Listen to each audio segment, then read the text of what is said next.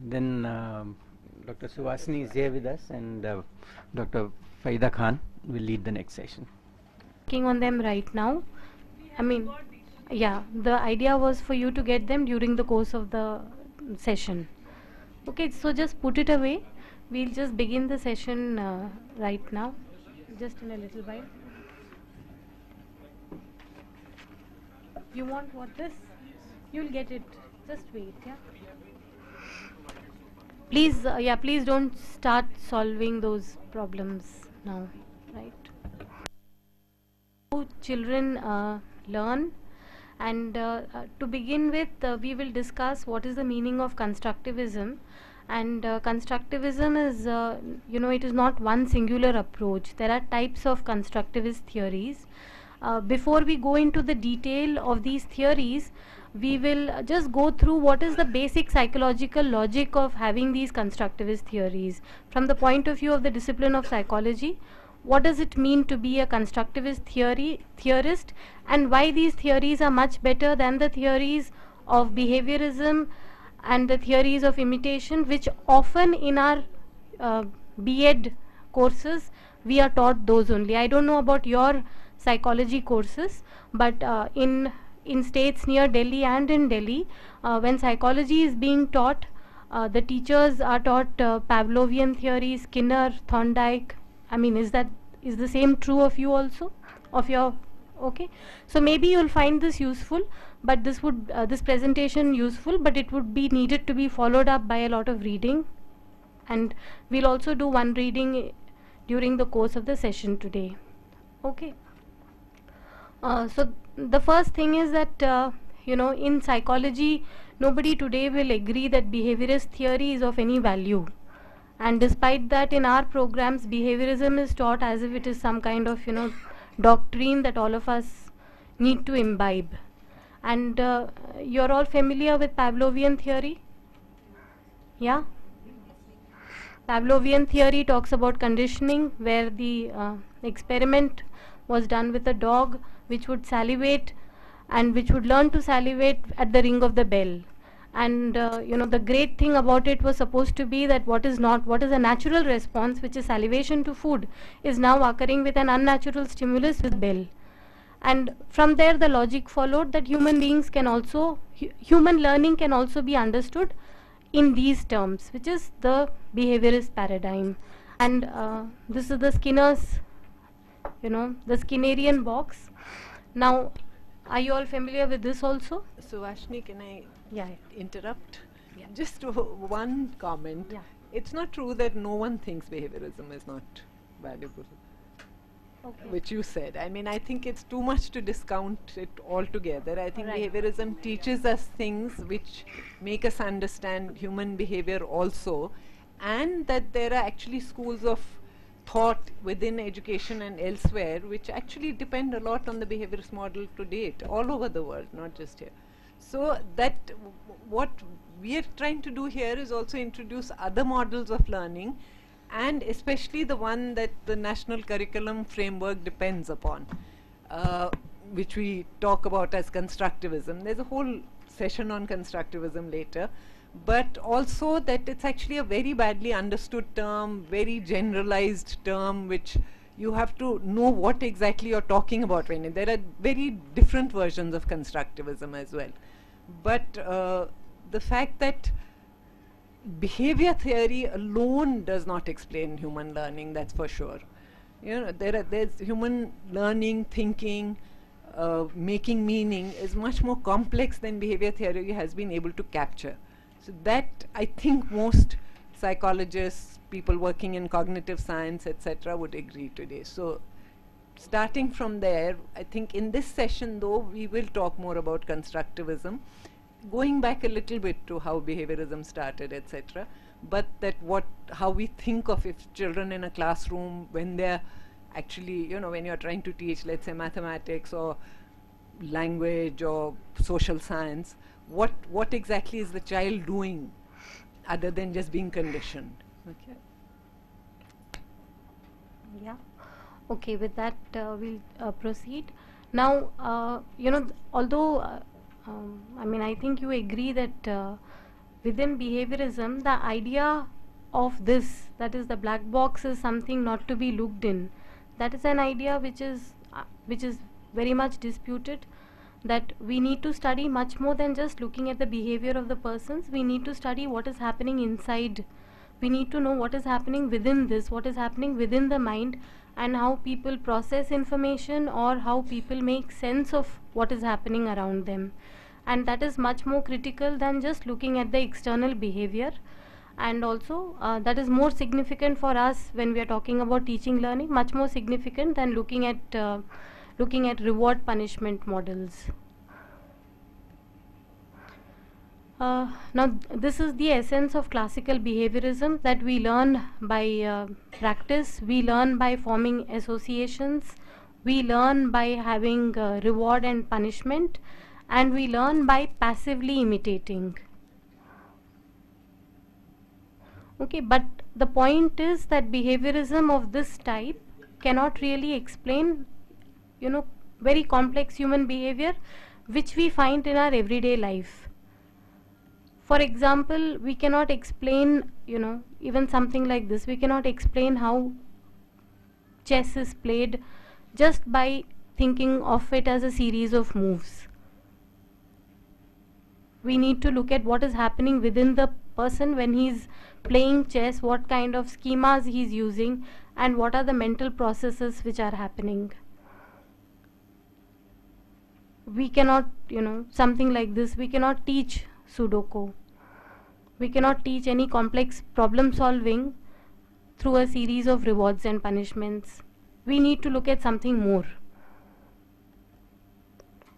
And if everything was clear just by a matter of observation, then when we see anything in front of us happening, we should be able to see it, and then we should be able to enact that behavior again. But for example, if we see somebody playing a flute, or we see somebody even dancing or performing gymnastics, we cannot, just by seeing it once, we cannot enact out that behavior again. So all of this leads us to understand that there is something very complex which is happening within the human mind, which may be invisible to the external person, which may not be clearly observable, which may be intangible, for which we may need to create metaphorical concepts, but without that we may not be able to explain human behavior.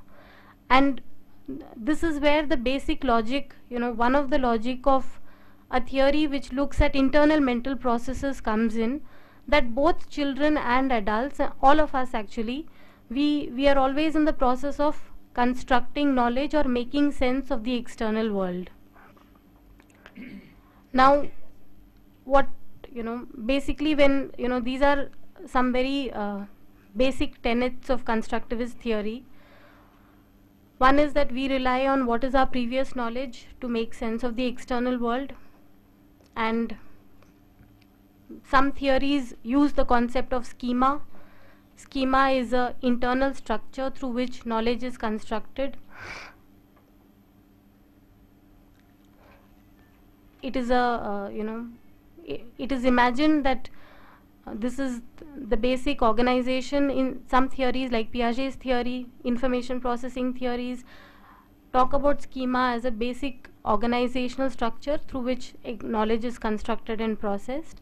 And another way of looking at constructivism is also to talk about meaning making. Making sense of external reality is very central to our process of engaging with the world. And when we are teaching in a classroom, for example, whatever we do with the child is always trying to make sense of it. The child will not take it passively and go back home as if it is a photocopy or as if it is a camera copy. The child will try to make sense of it. So therefore, making sense of all the information, all the stimuli that we get is a very central process to learning. Okay.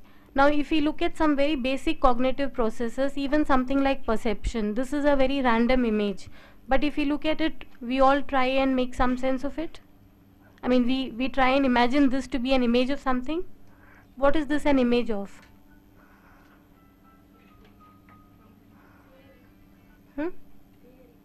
Fairy, okay. Fairy.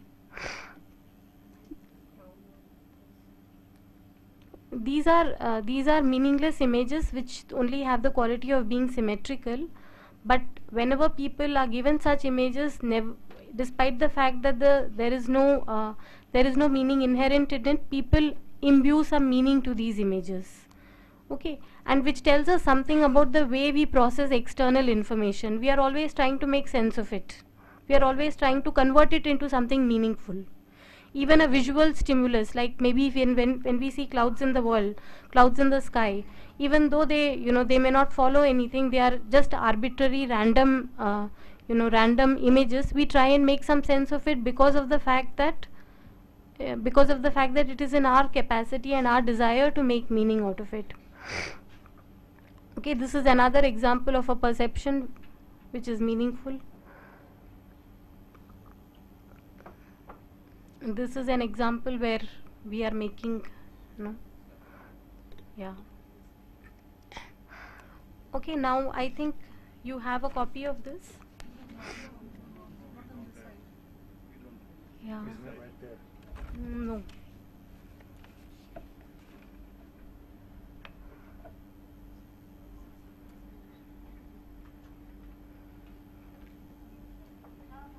Or give some comments. Okay. No, I have something to. Under the head that features of constructivism you are discussing, sensation, perception, information processing. So, would you please clarify whether they come under constructivism? I think things are getting mixed up. This is C. So for my knowledge is concerned, information processing theory of learning is something different from constructivist approaches to learning, as well as this cognitive, the other one information, almost you are discussing, these are the features of information processing.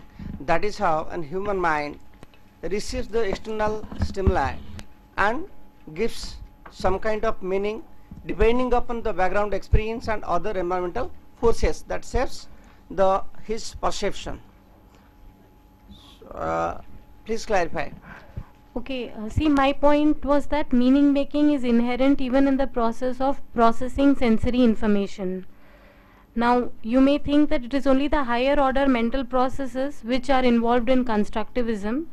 I mean, in that sense, you are correct. Constructivism can, we can talk about constructivism when we are talking about processes such as comprehending, processes such as problem solving, but even in the more elementary, information processing, processes such as making sense of external information, meaning making is involved. This was my point. Suvasini, I have a different way of seeing all this.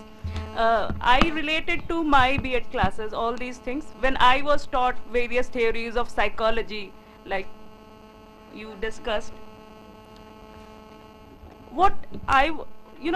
in those classes also, most of the time I felt that, are they really very necessary to be a great psychologist to understand all these complex theory? Like one of us said, what are schemas? Do we really need to go in all these complexities? Can't these things be more simpler? I'm talking in terms of our teacher education program. How to incorporate all these aspects in our teacher education program, and at the same time don't make them very complex psychology classes. Of course, in our teacher education program, I'm not there to discuss great theory of constructivism, because many a times I have attended such type of training where we talk lots about constructivism, and at the end of the day I don't understand anything out of it. It will be better if you take us to a classroom where a teacher is applying this constructivist theory instead of showing this presentation. Believe me, it doesn't make me understand anything. Thank you. Ma'am? Aim is something different. Aim is actually how children think and learn. Rather, what we expect in this session that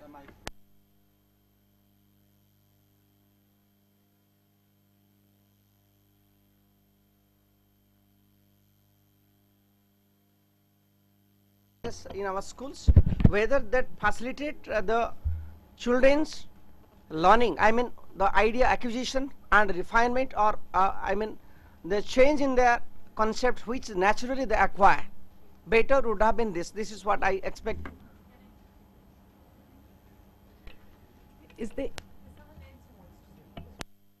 Ma'am, I too have a question. Actually, I am just a beginner in the field of psychology. I am just a layman, and I don't know whether this question is directly associated with the present topic or not, but still I have a query. You know, when we talk about constructivism, whether application has something to do with constructivism or not. You know why I am asking this question? A doctor knows best, and he has constructed this domain of knowledge for himself that smoking is injurious to health. And there are doctors who are chain smokers.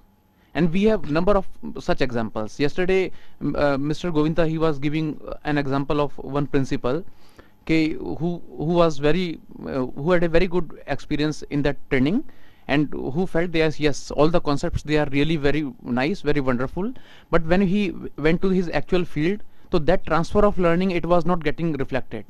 So whether application has got to do something with this constructivism or not, if they know about such kind of things, so why they are not applying?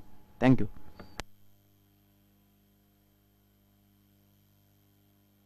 okay? You know, you're coming to a basic question of what does practice versus theory mean, and my submission would be, we have been so focused on practice that we don't understand theory, and unless you theorize from your practice, you can't practice. Actually, to answer your question, you know, if we showed you how a child learns, it's true that you can start from there and then go on to trying to understand what is the more comprehensive and the general or a higher level way of understanding this, which would then encompass not what this child is learning, but what another child who you might teach in the same way may not learn.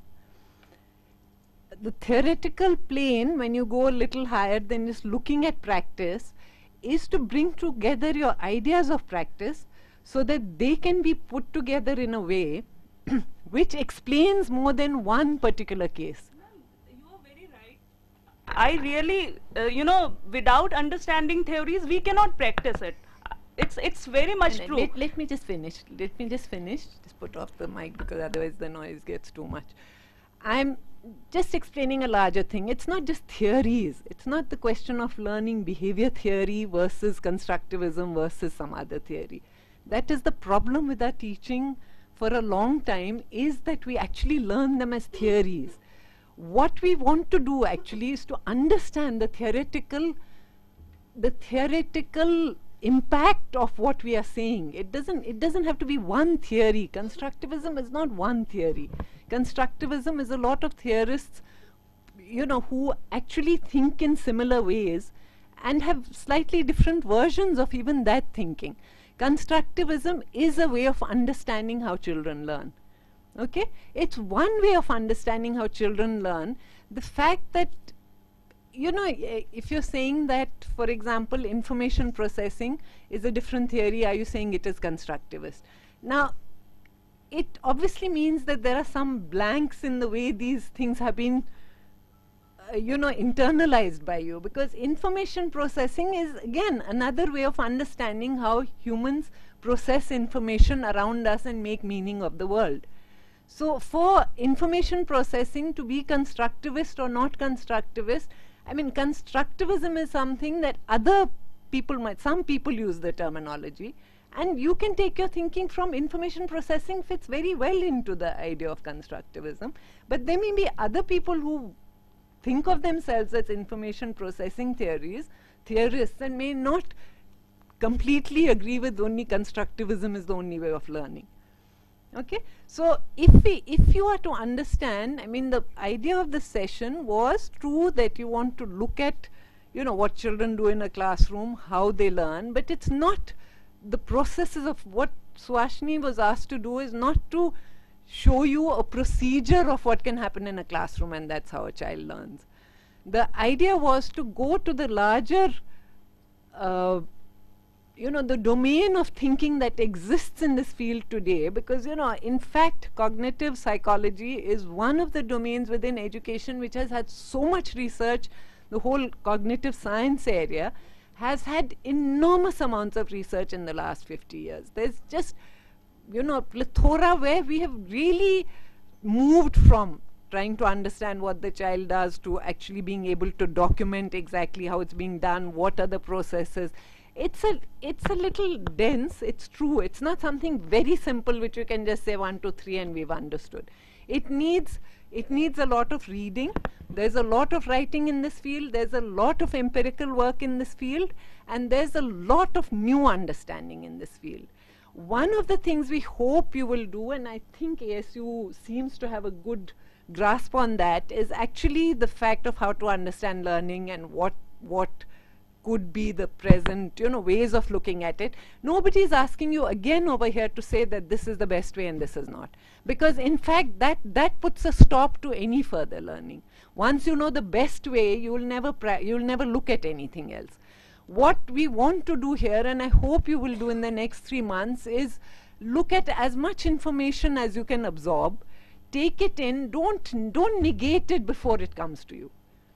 Don't say that I don't need to learn this or I don't. There's nothing in this world we don't need to learn. All of us need to learn, to understand. These are theories produced by people who are actively engaged with learning and understanding children and how minds work. If you don't why do you think we have so many problems in a classroom? Because a teacher has a procedure by which she knows or he knows how to make a child learn, but they don't have the understanding of why that procedure is working or is not working. To us it's very important, and to all teacher educators it should be an important area, that when something works or doesn't work, the teacher should be, can we equip the teacher with enough knowledge to be able to stand back and say, let me analyze the situation, let me try and understand why did this work? This worked with one child, why is it not working with another child? Is there something, can I understand what's going on in the mind of this child? What is this child thinking? Where is this child coming from?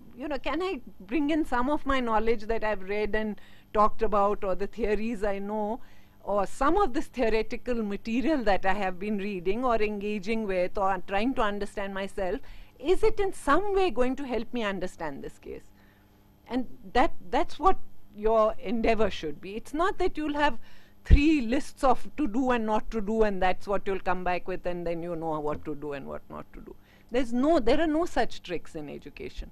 There is no procedure that you can be given in hand and said, okay, number 1. It's not like opening a computer, put the on button, press this button for delete and press that button. The human mind is much too complicated and much too complex an organism, fortunately, that it's not so easily, in fact, the fact that children are not so easily understandable and the human mind is not so easily fathomable, in fact, I feel is the wonderful thing about the human mind.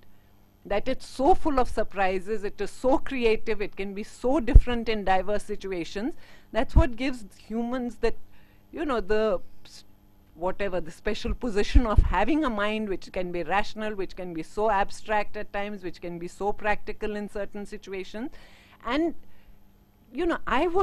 my training is as a cognitive psychologist. I would want you to be actually fascinated with this thing called the mind and to understand it, because I think for any teacher or teacher educator to be involved in the process of learning and teaching, to understand that process, you have to be really curious about how that mind works.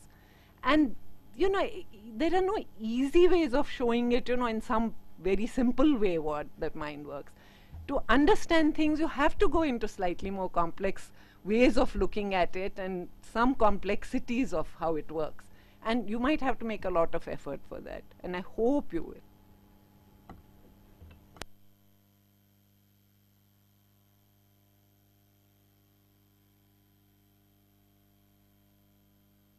Saying that if without reading psychology or without reading sufficiently cognitive psychology and without having, say, a lot of jargons or very technical terms, is it still possible to have a complex understanding of the child's learning? To my mind, to me, it seems that it is much more useful to go through these theories, understand them, and because when we have a larger vocabulary and when we have a larger set of categories to understand the external world, our understanding of the external world also becomes more nuanced. Okay, and I will also show you an example of a child solving a problem, and you can write in your own words what you understand what the child is going through or what the child is doing, which is what the Sudoku task is also meant for you to do. But if you had a knowledge of certain theories, you would be able to have a much more very specific understanding of those processes. Your vocabulary will become finer and more the capacity to discriminate will become greater. Therefore, I don't think this can be bypassed. Suvasini, I just want to make a comment.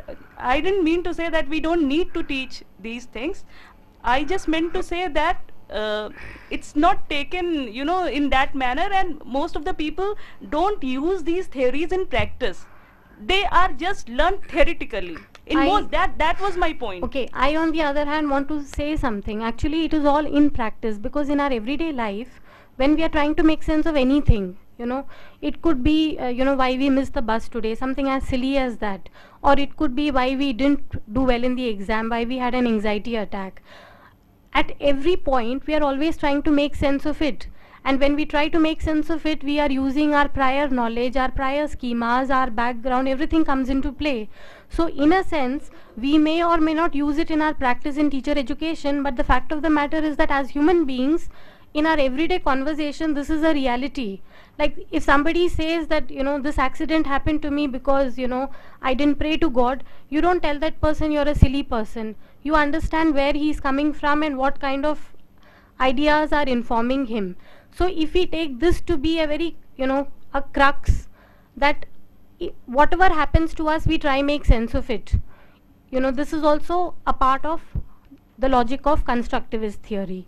And to your question, yes, when we make sense of things, we make connections. Making sense always means making connections with what we already know. For example, if you read out a statement to the child, a statement like photosynthesis involves this and this, and the child is asked to repeat it, even if the child is asked to repeat this in her own language, this is one experience. And there is another experience where you ask the child, have you ever grown plants? What is it like? You discuss it with the child. You ask the child to actually grow plants and set up different situations. So what happens in the second case? The child is bringing all her background knowledge, all the information, and using all of them to make sense of this one experience. So in the first case, some kind of knowledge remains like a compartmentalized knowledge, and in the second case, the child is making sense of it with the aid of everything she already knows. In the second case, we would say it is much more effective, because now there will be what is called transfer of learning.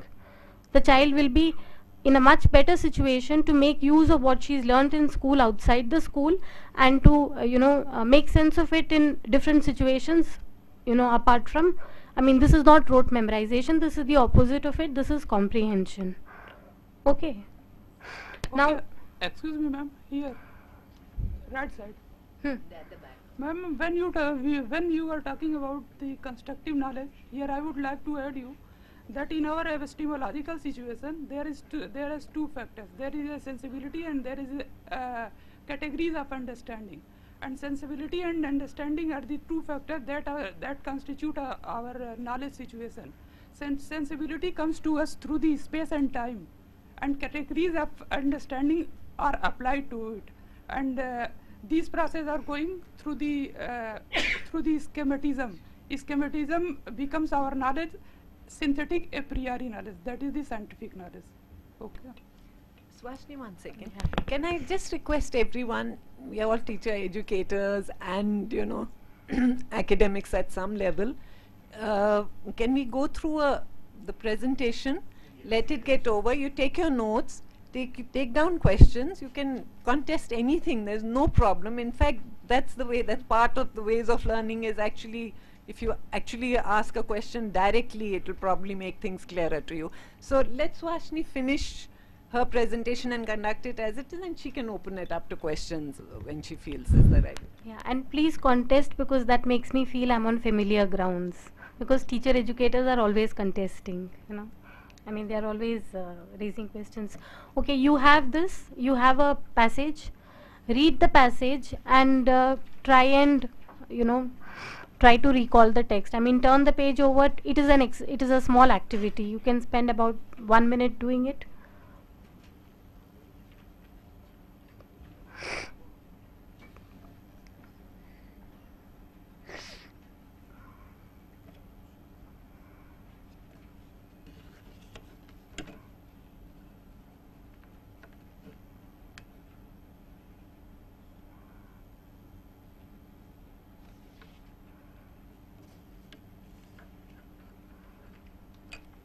I mean, you just hide the page, don't turn it over, because you just, you know, don't see the paragraph and try to see if you can recall the paragraph. Okay, don't turn over the page, because if you turn over, then you will get the context. Just read the passage. Yeah, just read the passage, try to recall it. You already told them to turn over the page. Yeah, it's okay. But, you know, you can, I think you can understand. Now, if you turn over the page, this is Let what, them read it and yeah. it might, it's slightly, Yeah. I think it might take more time than you're giving them. Yeah. Take 2 or 3 minutes reading it. Read it twice over and then see if you can recall what you recall.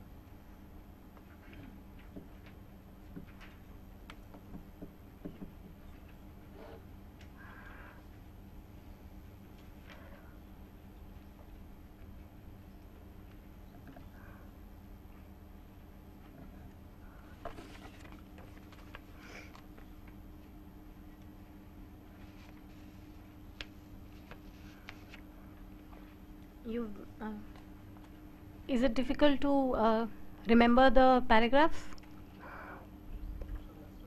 Huh? Okay, if you turn over the page, there is a context provided.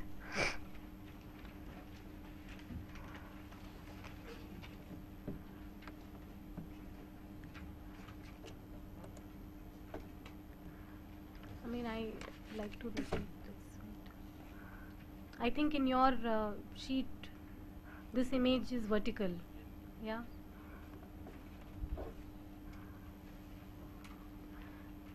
If you see the image, the you know, the picture drawn, and then go back to the paragraph and then try read it.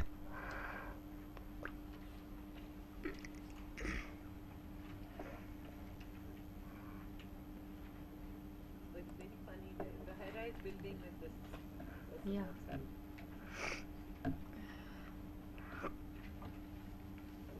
Who's the artist? This is an experiment. From this Brantford. Johnson and I mean, I took it from Benjafield, cognition. Yeah. But the experiment is Johnson and Late. Johnson.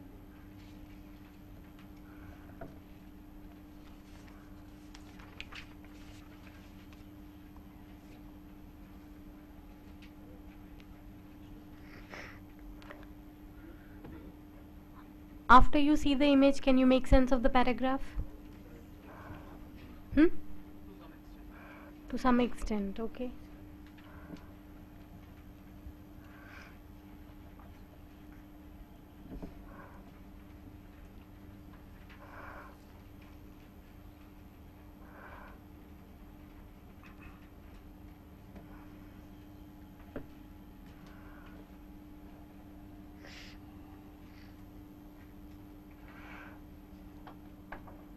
in which case would a person be able to better remember the paragraph when asked to recall?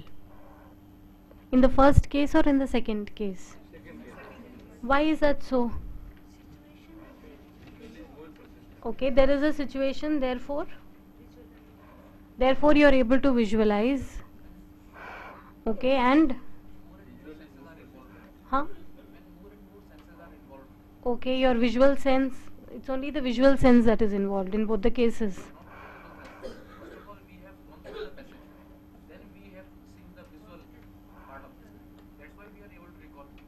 Okay, okay, and this is also because in the first case, although the sentences are exactly the same, you can't make sense of it. But you can make sense of it in the second case, because after seeing this image, you are able to understand what exactly those same words meant. Okay, the stimulus is the same, but you're not making sense of it. The sentences are the same, they are in exactly the same order.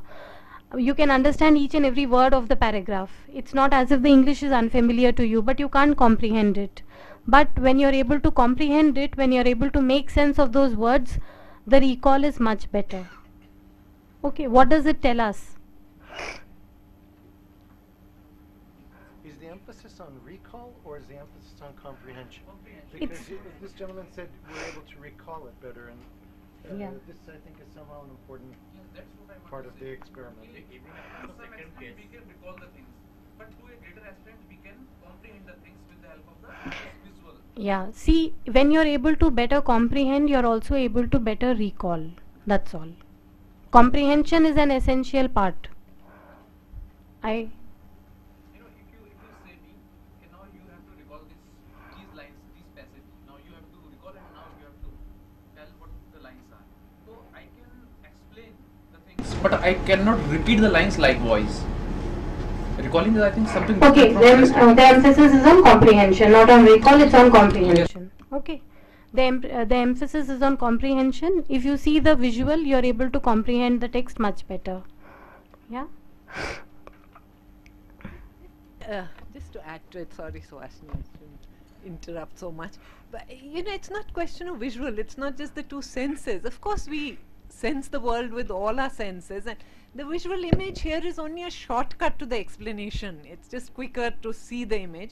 The same thing could have been explained in the passage itself. If it started with, there's a man holding a, you know, bunch of balloons standing on the pavement, and someone at this window is trying to whatever, the context would still be set for you. What has changed here from the first page to the last is not just from visual to, I mean, reading is also visual to some extent, is the context, you know, that you have a way of understanding these words which suddenly make sense, what Suvasini has been talking about earlier. We are always trying to put, you know, you see something, the first reaction, almost, you know, a human reaction is to put it in some context and to see what is it meaning for me, and what is this thing. So that's what the picture did for you here. And if the same passage, in a sense, it's very related to schooling, because we often give children things to read and then expect them to know what we've taught them, and you think, okay, we taught them, why haven't they understood? We read it 3 or 4 times with them, we did this, we did that, and the lessons might actually be much more comprehensible than this passage. What you have to understand, and what Suvasini is trying to say, is that very often even a well-written, very well-formed narrative, if it is not part of the person who is reading it, of their context, and it doesn't fit into anything they know, it may not make sense. So that sense comes from what is with you, what you are seeing, what you are, you know, what is in front of you, or what you are expected to comprehend. Is it fitting into your world and the way you see the world and what you know about the world? Because not only is it that you may not remember and you may not understand a passage, but you can actually remember things differently. You can actually remember things differently based on the context that you're putting them in. So if you come from a, you know, your understanding of the world is something different, the same passage can mean something different to you, and that same passage for someone who has a different view of the world can mean something else to them. So the way you actually make sense of what you are presented with, what you perceive, what we come in, contact with in our daily lives, and especially in school settings, your comprehension of that will depend on what context you're putting it in, and then what you do with it. So you're not just passively taking it in, but you're actually working on that material. Farida, I'm sorry for butting in, but can I just add to what you said? You see, if we do this exercise without this illustration being there, I think the situation would be that all of us would be struggling to comprehend it, and in process of the struggling, we'll be forming some meaning in our mind.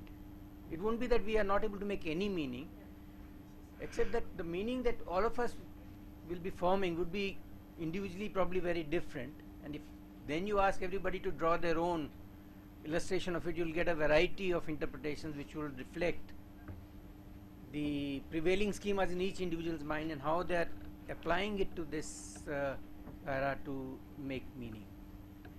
And that probably is the process of constructing meaning. Thanks, Kamal. Crucial point. Yeah, you never not make sense of it. You'll remember something of it. It's not that you'll read it. I mean, you might just discount it then, since it was so meaningless and kind of so broken up. I may not remember it for long. But as long as you're being asked to read it and try and remember it, you will make some meaning of it. And true that it'll probably be very different from one person to another. I don't know how many of you have read the famous Bartlett story. Did any of you come across that in your training? Bartlett's experiments with memory? No? This War of the Ghosts? No. Just write it down. Someday you'll have those books, I think, in the Arizona State University Library. It's Frederick Bartlett. He's still around, I think. He worked on memory, and he's done these wonderful experiments in the 1920s on how we construct memory. Memory is not something you just, passively absorb. Right context, then we are able to understand things better. This is what I think you meant to say. Providing context. Yeah. But to answer to your question, Yes. see, we must remember one thing, that when we are in our 20s, we have already had 20 years of experience outside of any educational institution. So when we come to the school, or when we come to any formal learning institution, and if we are presented with a text, we have a much larger amount of experience already to bring into use, whereas a child who's in class 1 or 2 has had comparatively less amount of experience. Therefore, if you do not provide him a context which is suitable to him, you always run the risk that it may just be beyond his beyond what is there in his range of understanding. He may not be able to relate to it. So I think I'm going to add to that. That's a very good question, excellent question, because it's not only about what you want the child to learn. I think you've raised an important point, and all of you might want to think about that. What she's saying is, here you're talking about you give the child something, you then suppose that there should be a context for it, and that's what then you provide them a context. Her question is, when you provide context, you're actually taking the child's thinking in a certain way. Now, as a teacher, you have to judiciously wonder where you will do it and where you will not. Now, if you're teaching a scientific formula or something we think of as, this is again very controversial at the moment, what is received knowledge and how much you want the child to know exactly in the ways you want to know, and how much you want to keep open. But surely there are some things where there is some agreement on what you want children to know, especially when we are talking about concepts like in mathematics and science. Okay, nobody is saying that they shouldn't go in different ways, but there is a scientific explanation for something for which you eventually want them to come to. There is a mathematical explanation which you want the children to come to. Let them come from different, I think as a teacher you have to take the call on how much creativity can be allowed here, and how much constraint is needed? Do we give children something where we want them to make meanings from all over, but you also want to understand as a teacher what is the meaning they made? You don't have to curb it, but your understanding should depend. What we do is often the very opposite, and that's why this needs to be talked about, because what we do is, why did you not give the one correct answer? Without trying to understand where is the child coming from. Okay? When you have a lot of examples of this in math. I should be able to remember, it's not coming to my mind. But when the child adds a 0 and a 9 and puts a 0 at the bottom, the teacher's immediate response is, how could you put a 0? 9 and 0 cannot be 0. Now, the child actually may be coming from a context where they have thought out a rule in which you were told anything multiplied by a 0, and there's a 0, its answer is 0, which happens in multiplication. And very often this is how teachers in our classrooms teach, not the concept of what it means, why a 0 multiplies into a 0, whatever. You're just told, when there's a 0, just remember the answer will be 0. Isn't it often that children are also taught like this? Because the idea of a 0 is so complex in class 3 and 4, you don't want to go into all of that. Then the child starts applying that same rule to adding a 0 to a 9. And when they write the 0, instead of the teacher, just stepping back and saying, why did this child do this? What was she thinking of?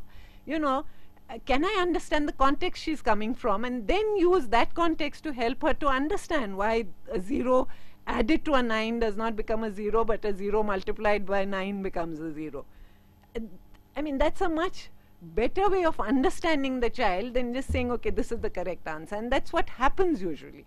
So we're trying to say that, not to say that don't let the child think in different ways. In fact, the teacher can benefit from the understandings of what is the context that the child is applying in this situation.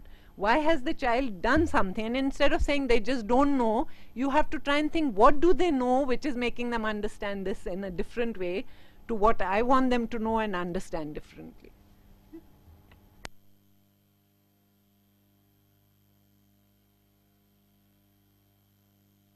Yeah, this is the first image is given. You can try it out on other people. Like give the first image to a person, ask him to, he doesn't see it anymore, ask him to reconstruct it, okay, from memory. Then the second person is given the image that the first person has drawn. So it goes from the first image and it goes all the way to the last image, which becomes a cat, okay, or some other image. So that this happens over a people of, there are 8-9 people involved. The first person sees the first image, draws something, the second person sees the second image, draws something, and so on. So once again, what tends to happen is that people reconstruct in a manner which is more meaningful, which is more symmetrical, which is a real object which they have seen, compared to something which is which is vague, which doesn't have symmetry, and which they cannot easily make sense of. Okay, so therefore when we look at all the processes of the way human beings engage with the external world, the physical world and the social world, it appears that making sense of things is very central to our everyday lives. Otherwise we will find it very difficult to live both in society as well as relate to the physical world. And therefore there is a case for using this making sense thing in our classroom situations also. And this doesn't require any recourse to constructivist theory or any such thing. This is just a very logical thing. When all of us in our everyday lives want to make sense of things, so do children. And the teacher can aid it rather than imagining that it will happen on its own. The child in any case will make sense. If you ask the child to do rote memorization, still she will try and put some logic into it. But if you can aid this process, it would be much more useful for the child. Okay, I think we can just skip over this. What are the common practices in primary school? One practice which I have seen, which I think all of you will agree, is that often teachers are teaching to a large number of children together. So they are talking to a set of 20, 30, 40 children, and it may happen that the children respond also in a chorus. So you really can't make out what every child is understanding, not understanding. So in a sense, this kind of interaction, prevents the teacher from knowing where each child is. And this practice is, you would agree, this is a very common practice in our schools. I mean, do you think so too? Okay, and this, this practice itself, you agree, even in our, even when I'm teaching in my college, often what I will do is I will just talk to a, group of 30, 35, 40 students, and it would be just impossible for me in that situation to know where one particular individual is, or what sense one particular individual is, making of whatever I'm saying. And in school it can be even, the situation of this kind can be even more difficult for the child. Like what every child is understanding, making sense of, gets lost. And it is only when the teacher looks at the notebooks, that the teacher can even relate to where the child is academically. And this is something which would be there are many other practices very common in our school teaching, which are also detrimental, which do not in any way help the child to make sense of whatever the text is or whatever concept is being taught in any subject.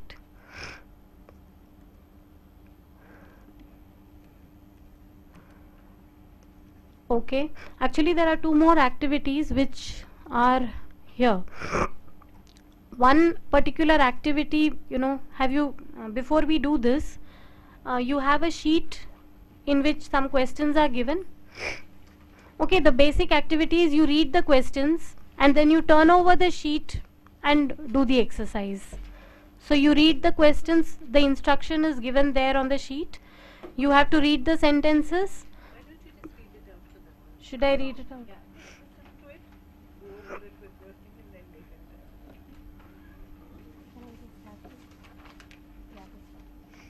Okay, now I'm just reading a sample of the questions, okay, so you'll get an idea. There is a sentence, the girl broke the window on the porch. Okay, you wait for some time. Broke what? Window. The tree in the front yard shaded the man who was smoking his pipe. Where? The hill was steep. Was what? What was? The cat running from the barking dog jumped on the table. From what? The tree was tall. Was what? Okay, if you go through these sentences and then you turn towards the next page, you have to decide whether the sentence is old or new. The car climbed the hill, but you have to go through the entire set of sentences, then you would know. The car climbed the hill, new. The girl who lives next door broke the window. Okay, and you can go back and check again. Now, what this exercise, if you do it or if you do it on somebody else, what this exercise tells us is that, when after something sort of is there and we have... Do it then. what they mark what. You take time and do it then. It's not to say can you do it or not. It's for you to understand how it can happen. What you should be also thinking later of is what is the mental processes that make us do things. No, read them and then answer the questions. Don't keep turning the page. Okay, just read once or twice and then turn over and answer all the questions. Then you talk about the rest. If you keep turning the page, then you're not really following.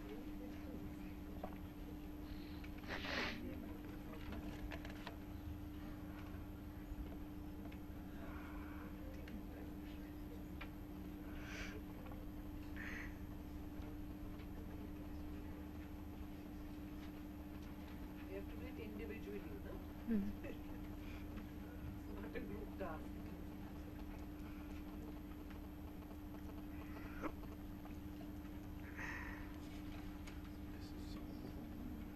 Oh, I think so. I didn't solve it. I took it from the net, but I assume it would be solved. It's very difficult. Let me try and do it. I am assuming it is solvable. It's a medium level. No, it's a medium level. I don't do Sudoku.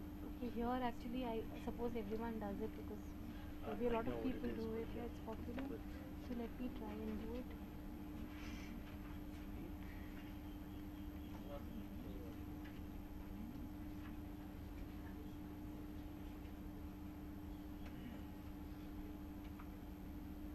It's difficult.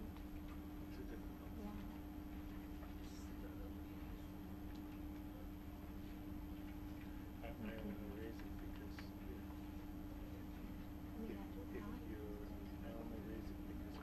Do a little bit of it, and I have another video of a child solving a problem.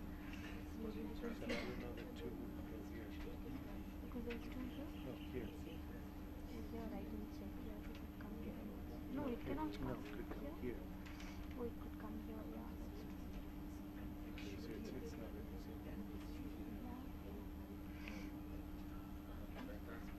One, two. It can come here. It can come here. It can come here. This is not medium. This is hard one. Okay, maybe yeah.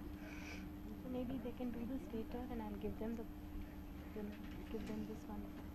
It would require keeping a lot of things in mind. Yeah, keeping multiple factors in your mind. Yeah. 130 or 2, I think.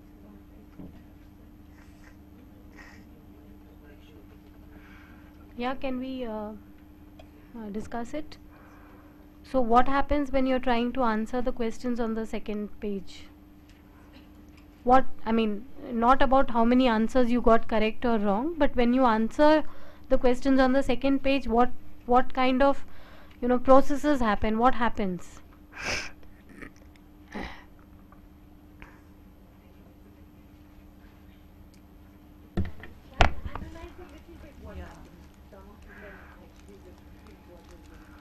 On the other page, we find that they are familiar, but we really can't tell for once, whether.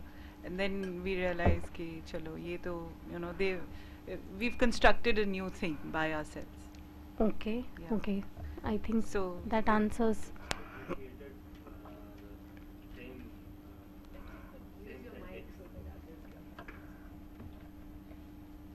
Try to differentiate the same sentence, means old car was, then old car was, means where are the differences in the same sentence? Barking dog, then dog, yeah, scared cat, only cat. These are the, and then where are the differences, and then we are finding out the new and old one. Okay. Excuse me over here. I'd like to bring out one point. This question, what did, is it, I don't know, but it sounds a bit funny to me. Did what, I agree with that, but what did is like, it's a bit confusing. Yeah. It's not making sense, that's true. I don't know, correct me if I'm wrong, but according to my English, what did does not make sense. Yeah, did what makes sense, but what did is not making sense. Yeah. So, okay. Yeah. No, agreed, and I think let's leave that point and discuss the issue.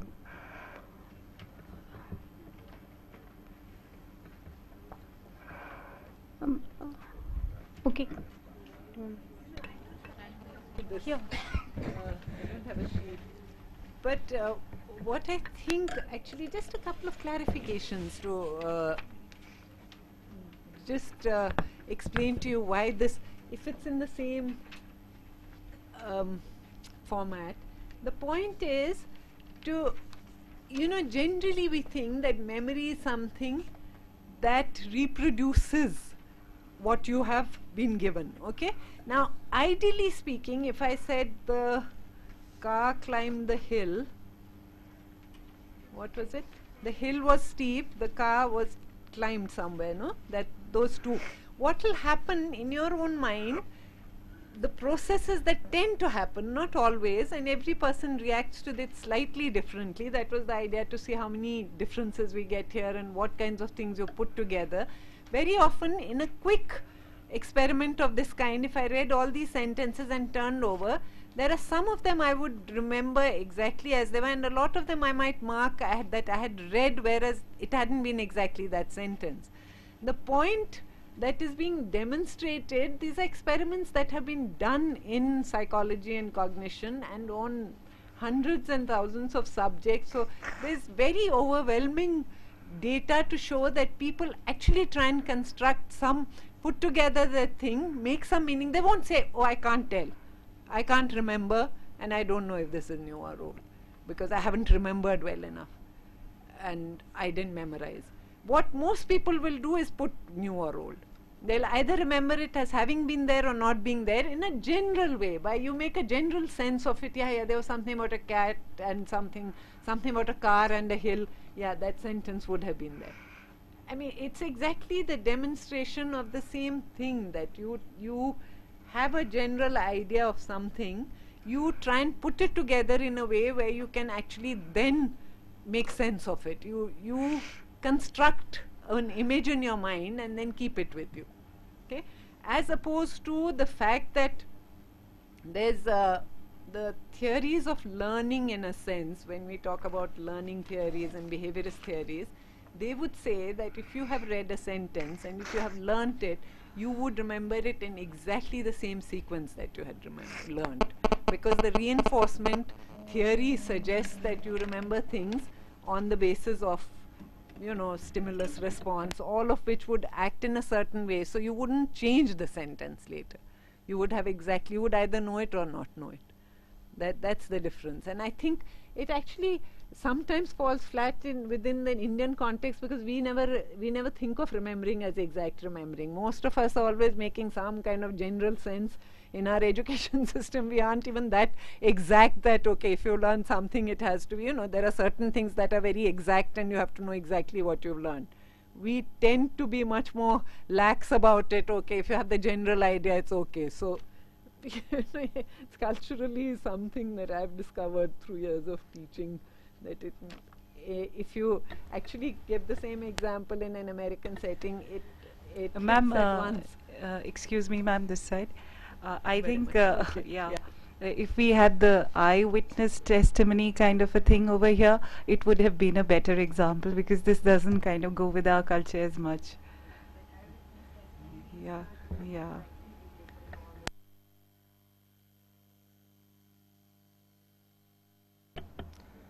Still, I would request once again to Professor Farida, would you please repeat what exactly you wanted to make out through this exercise? So, as far as I recall, you said memory does not repeat itself as it is, and some other construction process that happens with memory reproduction. What I feel in this task, it is not mere a task of recalling what was memorized a few times just before. It is just a task of recalling back, as well as trying to match. I mean, the task, the mental operations are something different.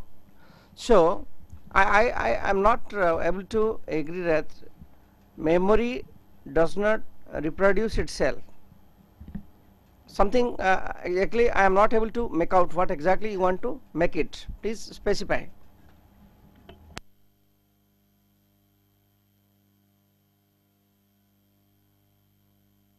I think the idea is that when we have different experiences, I mean, if we just take it from this, or when we experience, you know, if we read two different sentences, or if we have two different inputs, we may tend to process them internally and remember them in a manner that they may not have been originally experienced. Our remembrance would not say that, okay, I didn't experience it. You know, our memory would always be, there is always a process of reconstruction. I think that is the basic point of this exercise, and therefore we know that when we recall our own experiences, or when we recall something that we have read or something that we have been taught, after several at different stages in our life, our recall of it, our remembrance of it would be different. It may be the same experience, but we would recall it differently. It could be the same content matter. You know, we could be reading about 1857, but we would understand it differently and remember it differently, because there is also an internal process that is happening. That's all. Okay, can we go on to the next one? Okay, here what in your terms, this is a child's you know, there is a conversation that is going on. I mean, of course, this is also a very American context. There is a house and there is a garden and there is a basement, and the child says, the girl sees a child riding on a bike.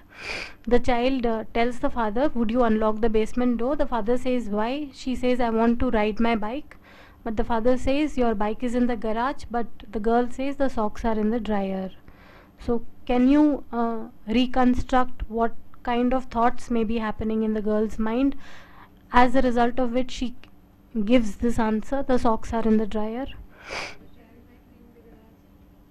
Yeah.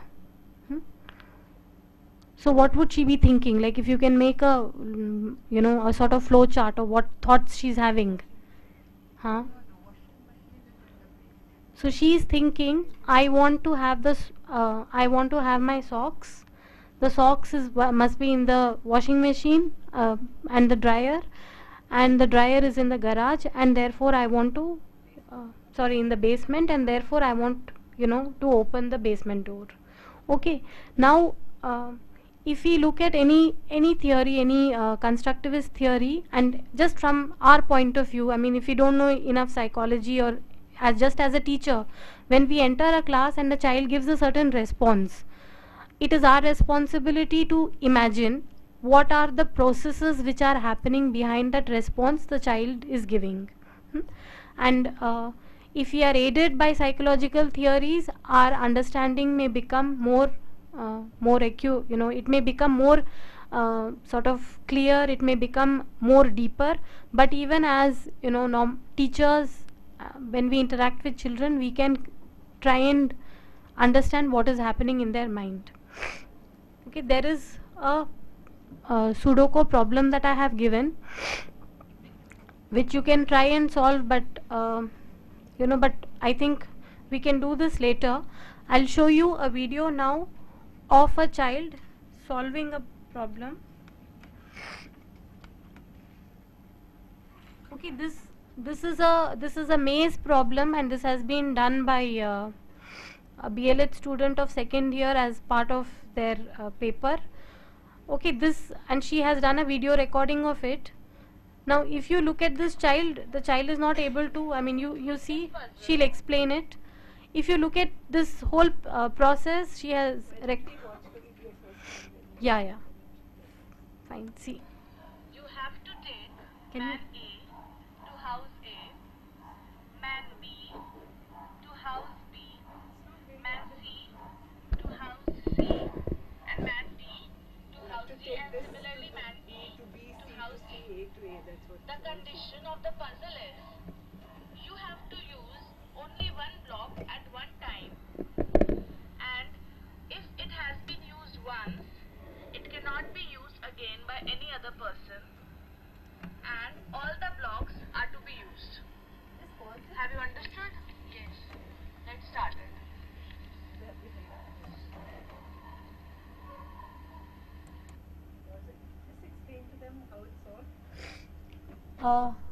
There is a man and there is a house, and I think it's green with green, blue with blue. You have to take the man to the house. You can move across a block only once, and I think she also says that all the blocks have to be used.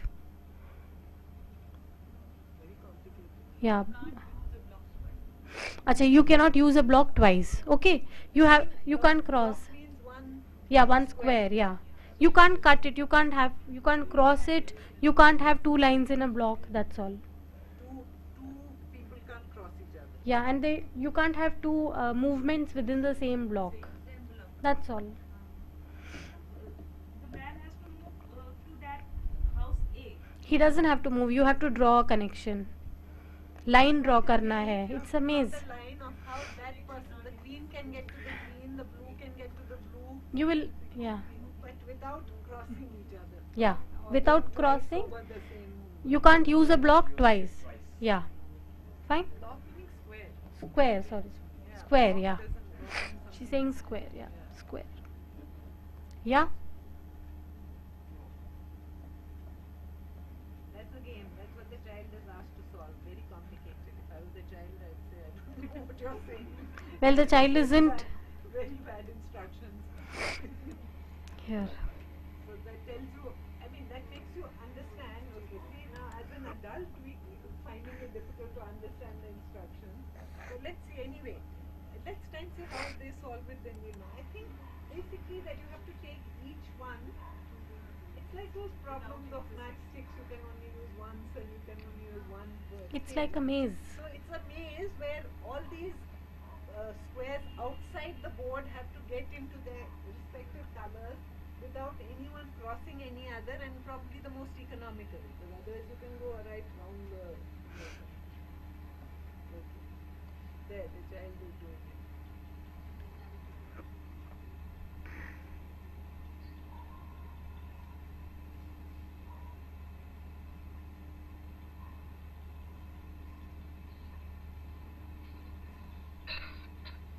Now stuck the red on the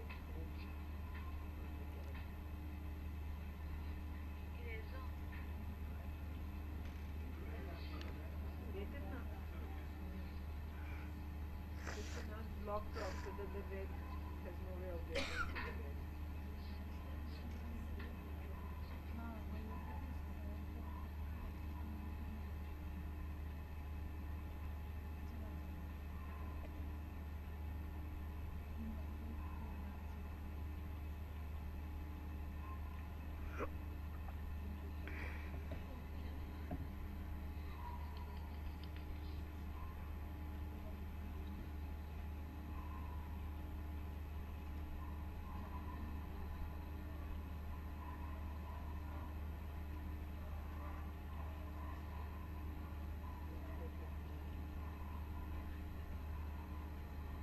आपने ए को block कर दिया, अब ए कैसे जाएगा?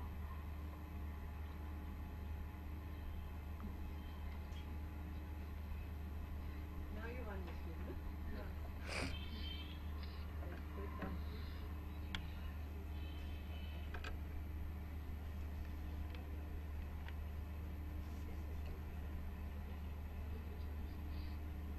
What age child is doing it?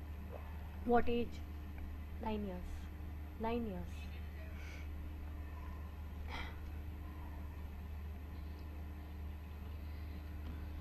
You won't study Piaget, I suppose, no? Yes. What stage would that child be in? अब ऐसे एक स्टेप को लेके जाओ और ऐसे ट्राई करो सॉल्व के रास्ते में। अब एक ब्लॉक बुक करो, सोचो कहीं और से ऐसे मिस होगा, ऐसा ब्लॉक तो नहीं करना। You have to also think the child of the mummy जा रहे हैं।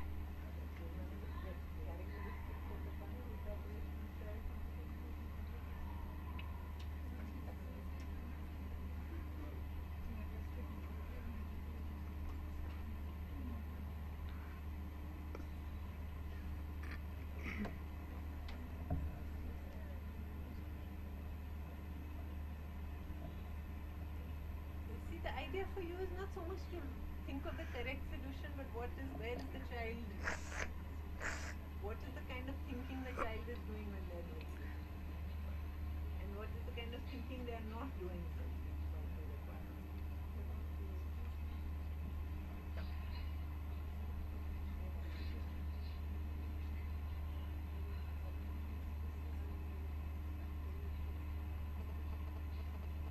Screen at the back also, if you can't.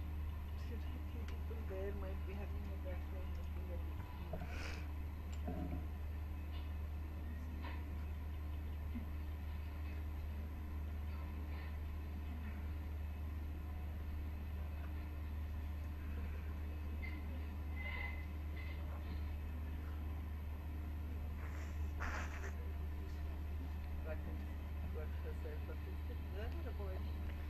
It's a boy. I think it's a boy. I'm not sure. आपको D समझ आ रहा है कैसे करेंगे डी करके देखो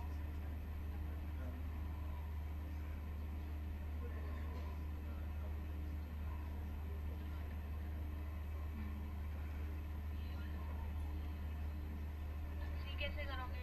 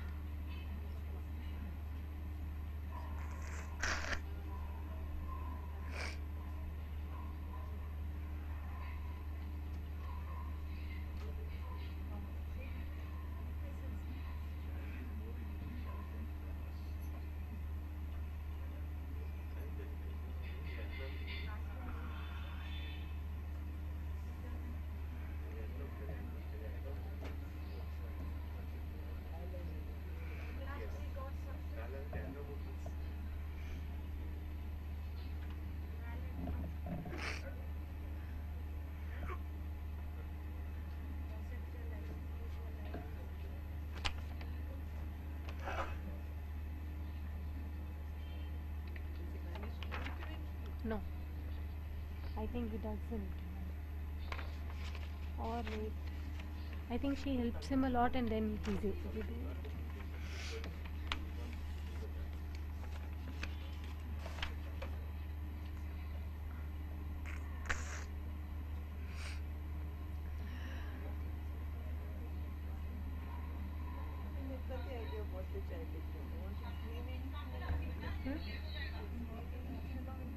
Yeah, but let them, they are also coming up with.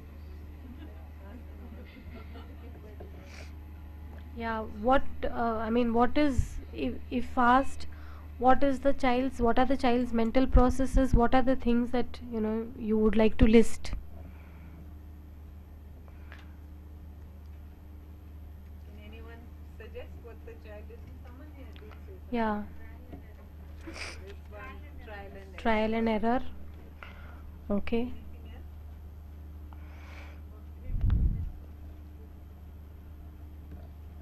Random movement. If he is failure, then he is trying for another thing. But are they so random? There is trial and error. Huh? It's quite planned also. Each time he is thinking in some very specific direction. It's not like it cannot be done by trial and error. We cannot do it very randomly. We have to apply lots of mind. We have to think. He tried, he failed, then again he tried, likewise only. he studied What that. if I were to ask this other question, to be able to solve this puzzle quickly and without making errors, what kind of thinking, what kind of processes are required? What about imagination? He will first imagine that from this side to that side, he will take another line. So it is possible that the line will not cross twice again. First, he will have to imagine in his mental process how the line will go and will not cross over. Okay, can we say that he has to have a visualization of this puzzle where he has to simultaneously think of all the, making all the men reach their houses? He cannot just think of one man and one house at a time. He has to think of all the 5 men and all the 5 houses simultaneously. This is something. I mean, if somebody has practice doing it several times, and doing this puzzle many times, maybe that person would be able to solve it, more efficiently with less amount of time. But yeah. If the child will given the similar type of problem again and again, then he will get a structure in his mind and he can solve quickly. Okay. Does this child have any of these qualities, or is it that he's just doing it, randomly? Where is he failing?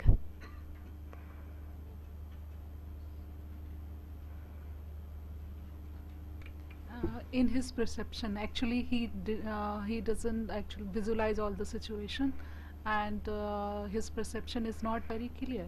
So what does he perceive? He doesn't perceive in his in the way he's thinking of the problem. Yeah. He's not thinking simultaneously of all With the other- men and all the with other houses. situations. He is not very clear with other situation which is occurring in the time, in meantime. So what is he, I mean, he's not very clear, but what does he have? What is his representation?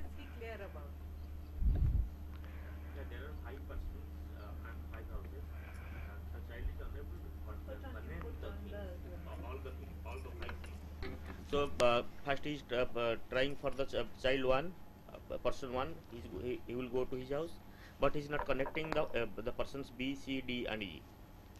So interconnection within all the five, this is a very difficult thing for the child. At least he is very clear about the instructions. He has understood the instruction well, and he is going in that direction.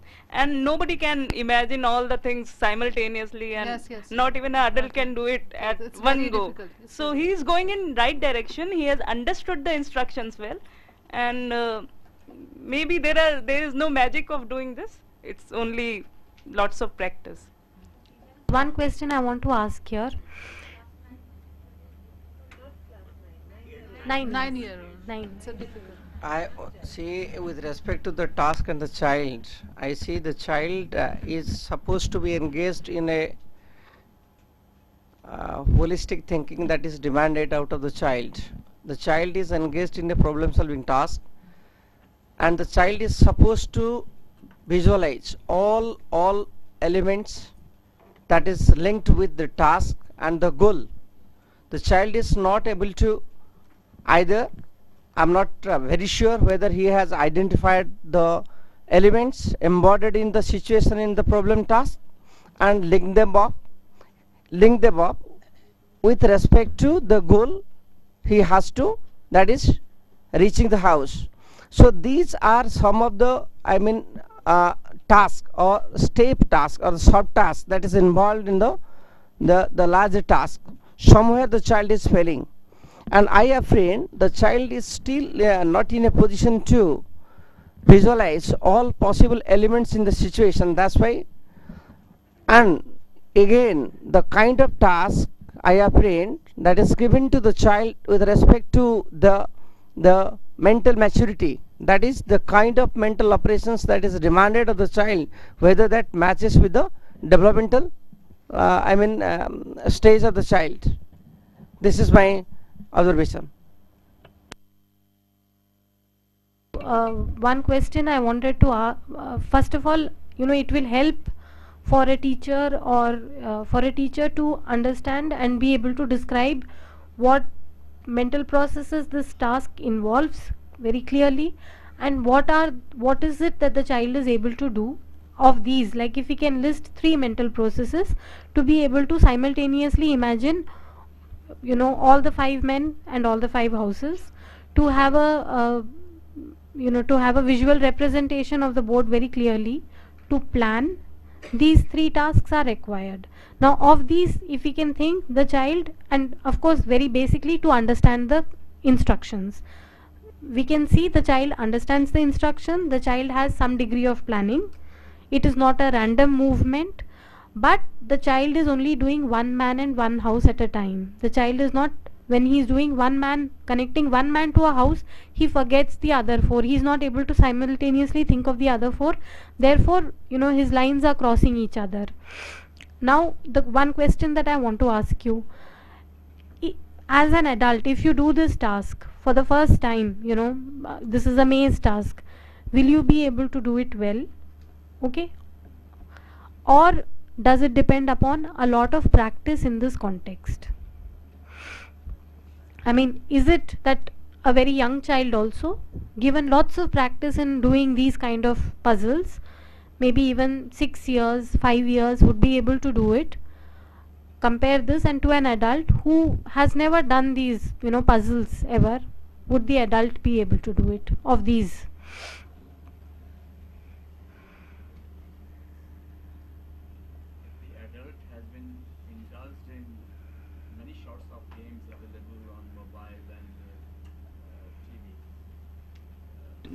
Then he will be able to solve it quickly. Not otherwise?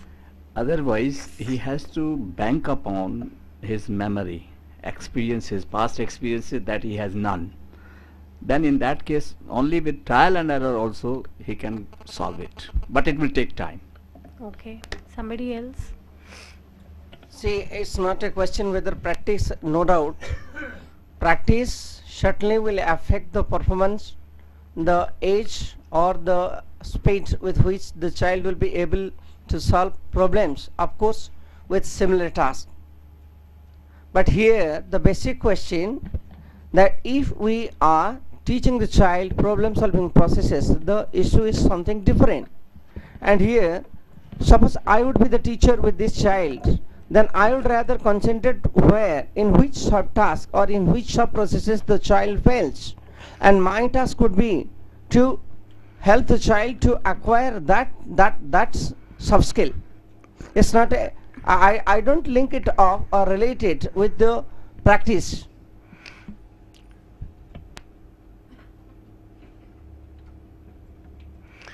Okay, my question was not related to practice. It was whether we need experience in a certain domain to acquire the cognitive skills required of that domain, or are our skills of a generic nature, cognitive abilities are of a generic nature, that even though we do not have experience in one particular domain, we are still able to, we are still able to reach a certain degree of expertise in that domain.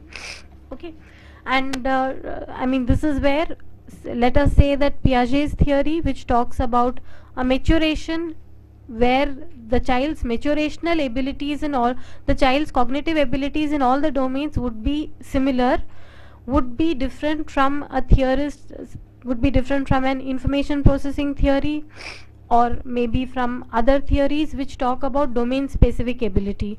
Now the thing is, for us, as teachers, if we can even just describe these processes, mental processes, then we can begin to think about these issues.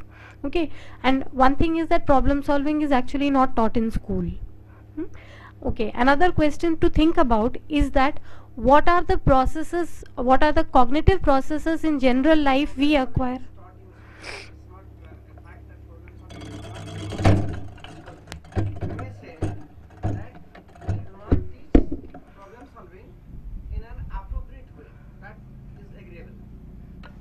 And what about when we do geometry? It's also a problem solving. No, I mean problems like these. Okay. Yes, of course.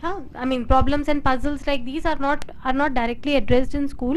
Now the question is, what are the skills, what are the cognitive activities that we undertake in everyday life, or the cognitive activities which are part of our formal instruction, which may come in aid of a child or an adult when he or she is faced with a problem such as this?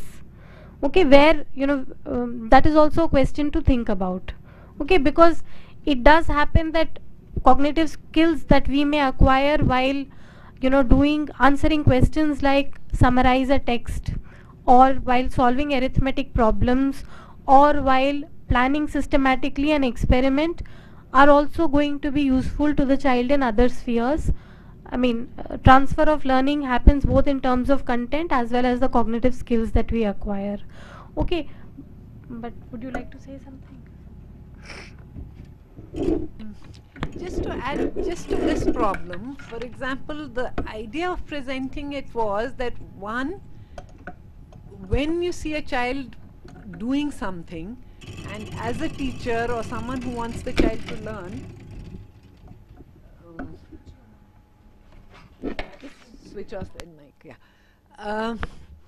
There are certain explanations. One, as a teacher, very few people would be able to, in a classroom, if you ask a teacher, they won't be able to, at once tell you what exactly the child is doing, what are the skills associated with that. I think this was a demonstration to show you that even for a small task like this, the game, it's not even some big, real geometrical problem which is part of the formal syllabus or something. A child is asked to do something playful, and probably a lot of at least middle class children have these kinds of games at home where they are filling squares or going on, all kinds of board games that they play, and somewhere that familiarity itself might be, might help them solve it.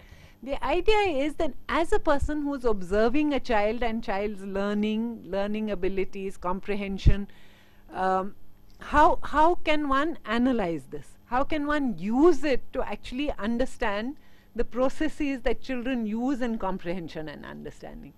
And the thing there is, one is that there's a task itself. That task itself has certain components which might be at different levels of difficulty and at different levels of the capacity for children to understand those levels. The other thing is then to understand that if a 9-year-old child, for example, is doing this task, what are the ways in which children around that age think, what are the experiences they would usually have had, what is the background they come with in their own experience and in their learning and in their formal training to be able to cope with this task. And the third part is then to see how would those two come together.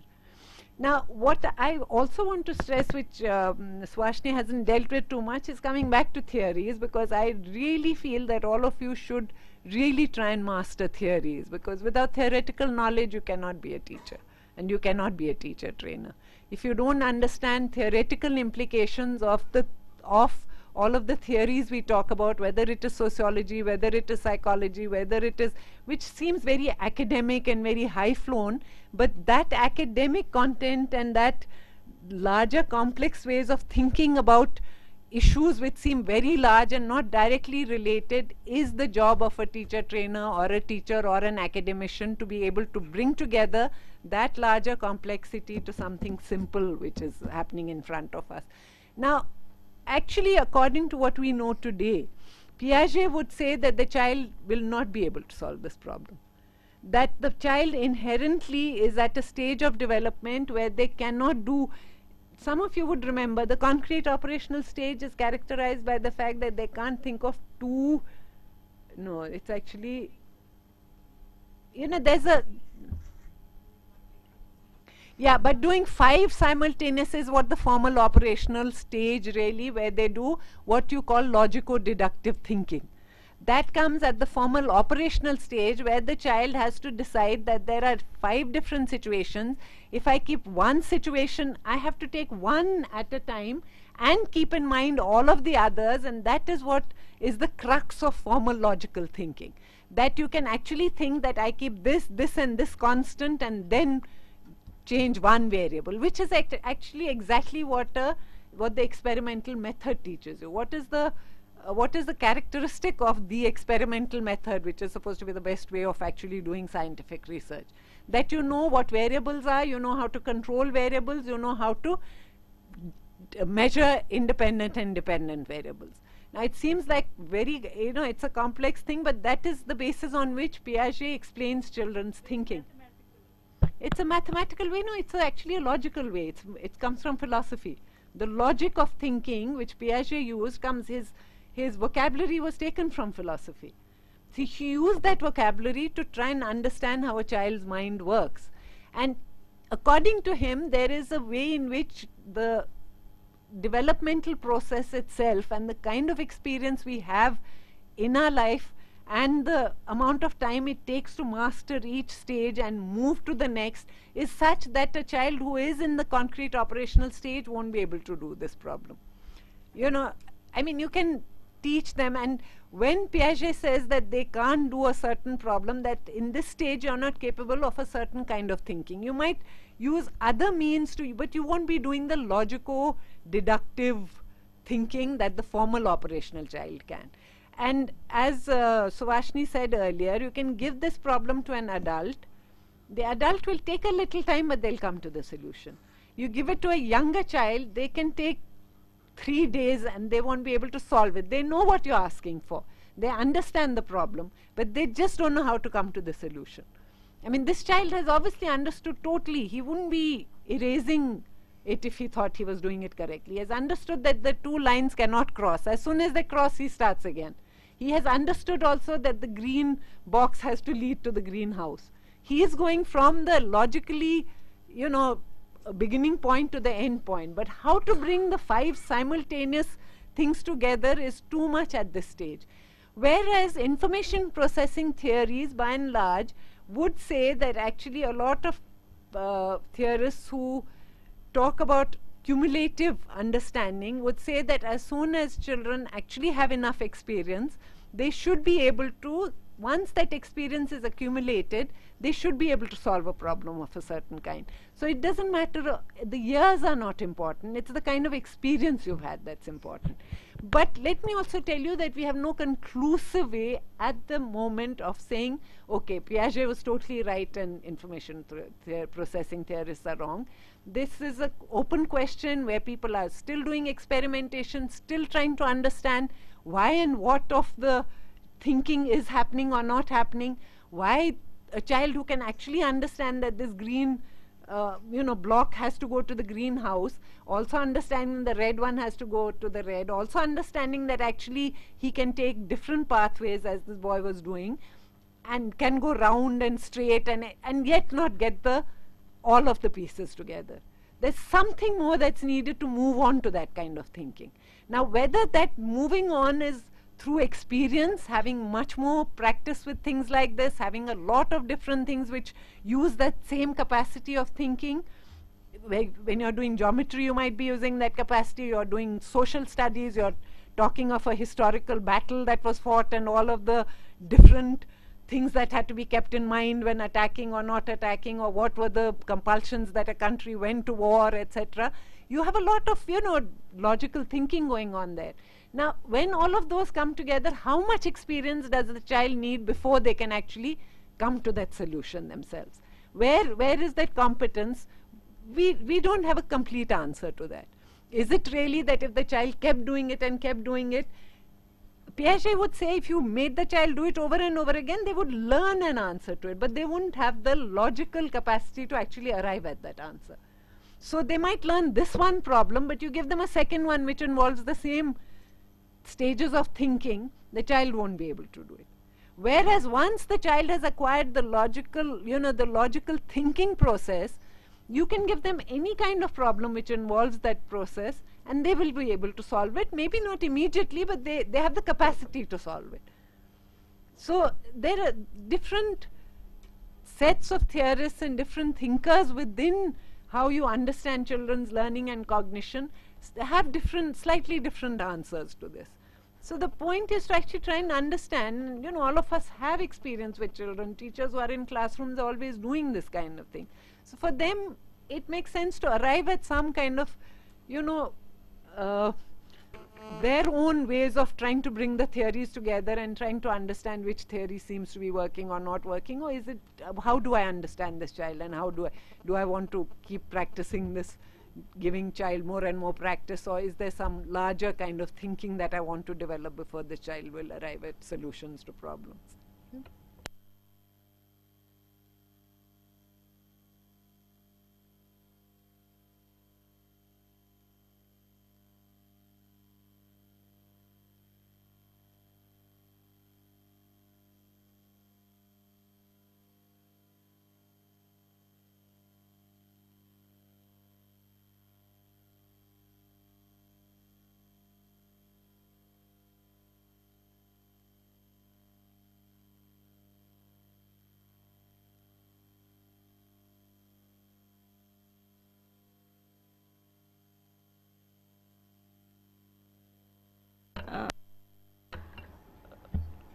We should definitely think that by teaching what actually curriculum, with the help of curriculum, what sort of knowledge and skills we are trying to develop in a child, and obviously related to social context, that what actually our society wants, what actually is our curriculum, and what actually he is learning from curriculum, and from that curriculum what actually he is giving back to the society.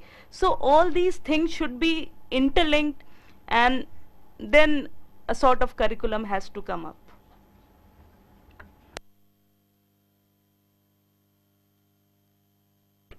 Ma'am, from constructivism point of view, I can relate this, you can say, example with that the child could not solve the problem because he had not, you can say, experience or the things put into his mind similar to the situations putting into the game.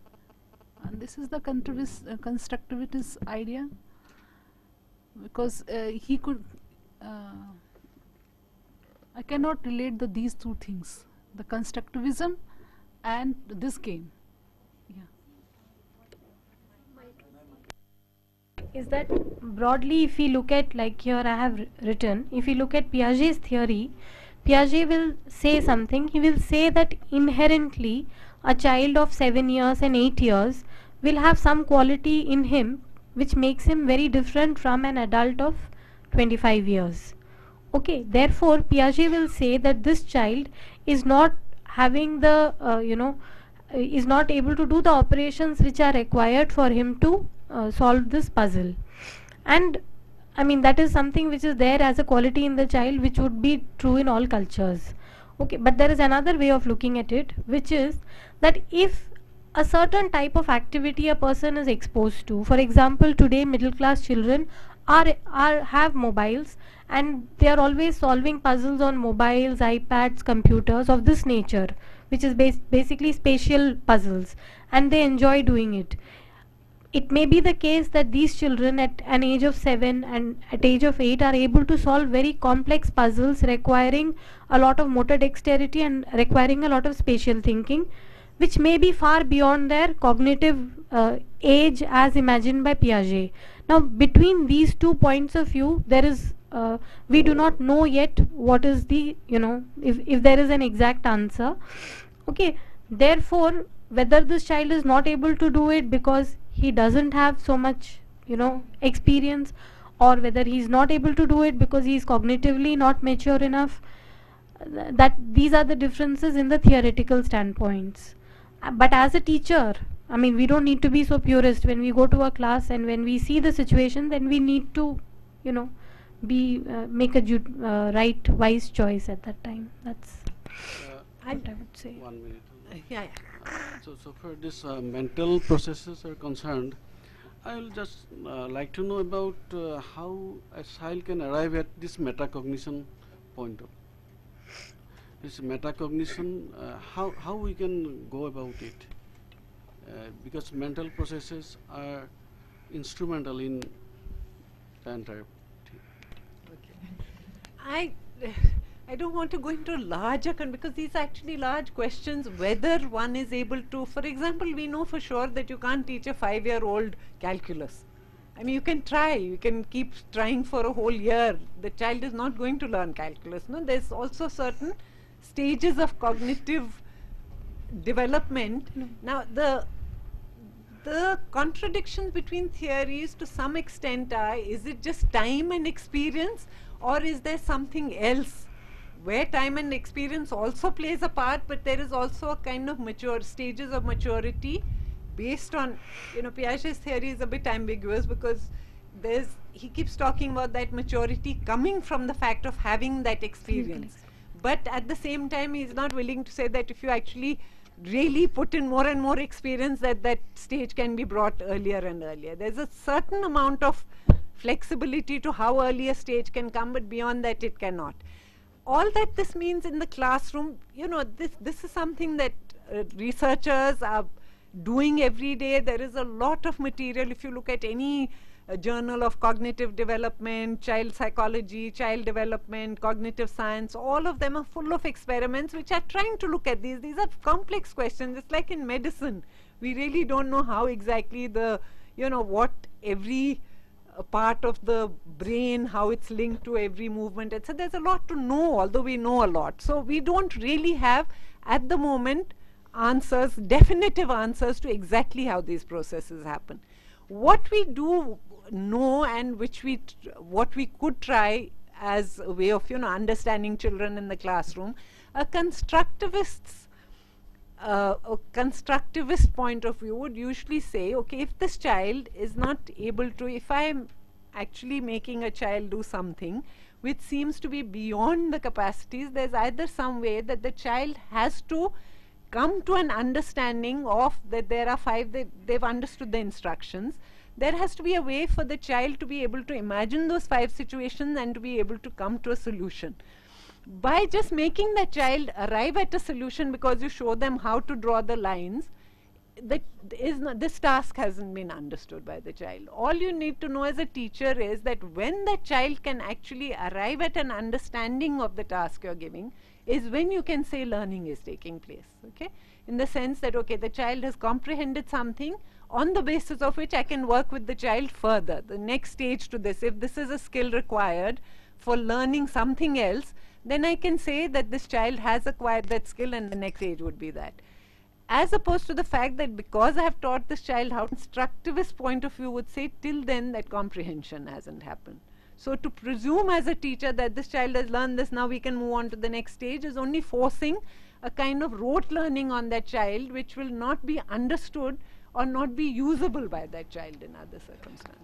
Ma'am, regarding this discussion, whether our age plays an important role in learning or how much practice and everything, in this context only, I would like to share one of my experience that were so many things when I was a class 6 student in algebra which I was not able to understand, and I never did algebra again in my life. But when I am teaching my own class 6 student, I am able to understand all those things very well. Otherwise, after that class 6, I must never have solved those algebra problems. I never dealt with algebra again in my whole life. But now those things I am able to understand and I am able to teach my own child. So definitely age has something to do with it. This is my experience. I don't know it's right, wrong, and just it came in my mind and I shared it with you.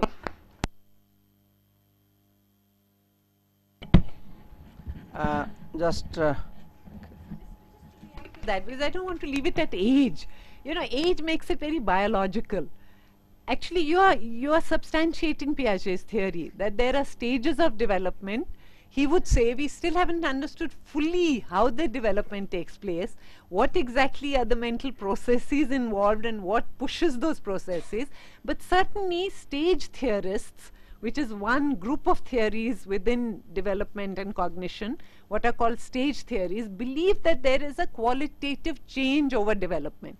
That change is not just quantitative, it's not just accumulative, that you know one thing, two, then five, then six.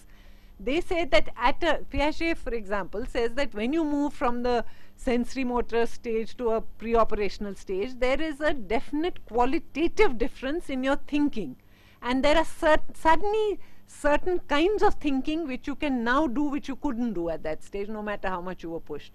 Similarly, when you move on to the concrete operational stage and then on to the formal operational stage, the analogy I always like to take, which makes a lot of sense to me where Piaget's theory is concerned, is a kaleidoscope. You know, if you look at it, you've seen that thing, no? You turn it and suddenly everything falls into place. It's almost like that happens when you move from one stage to another. And all stage theories would say that anything that depends on this combination of factors cannot be done before that combination of factors is there.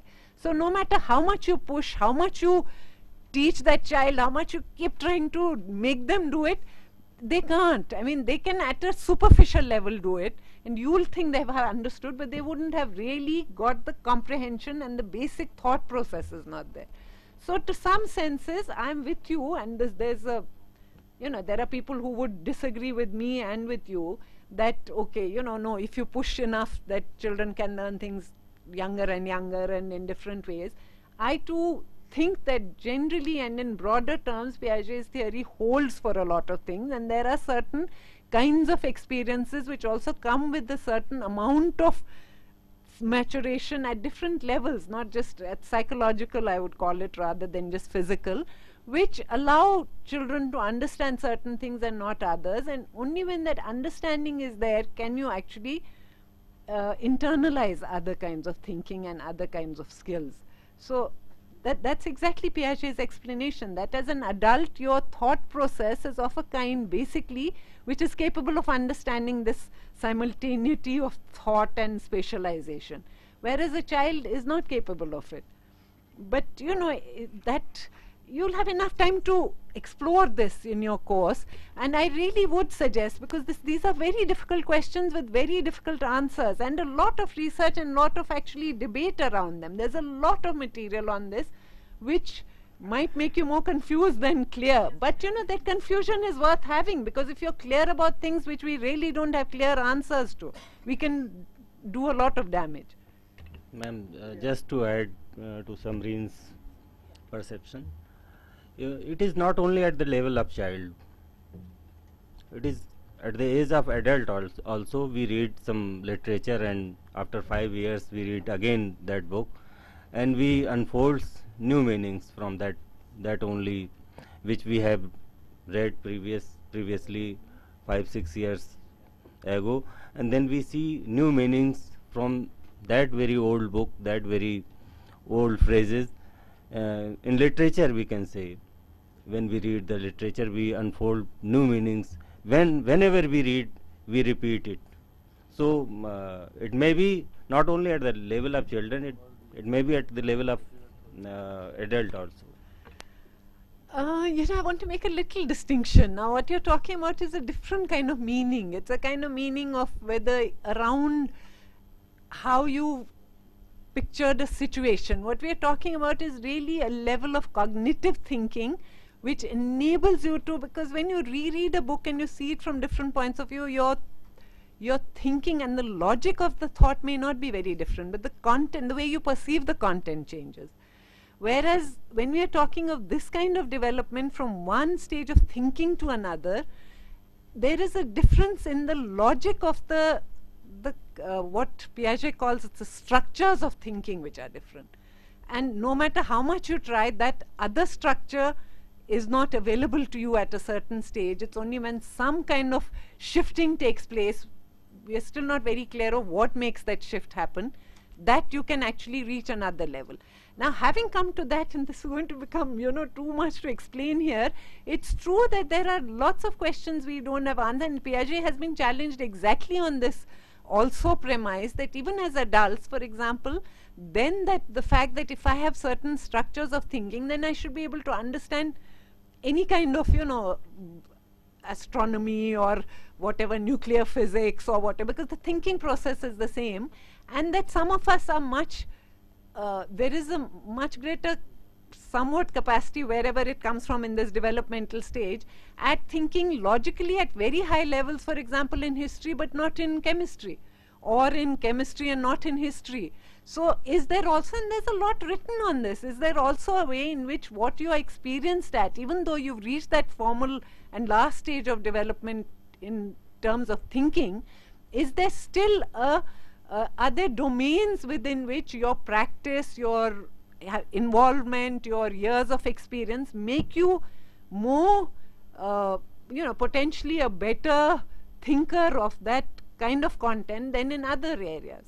So, and that's, you know, that's all around us, and these are questions we need to think about, and these are serious questions which especially educators should be able to have a position on, if not an answer to. That this is what seems to me the most likely thing, or this is the kind of theory or theoretical point of view or explanatory point of view which I somehow most closely come to from my experience. It might change one day, and that's a good thing. But, you know, on the basis of our own experience, we should be able to take a standpoint at least, that this seems more convincing to me than something else. This is not my question, rather what I want to make. See, a lot of discussions, are going up and in a mixed way.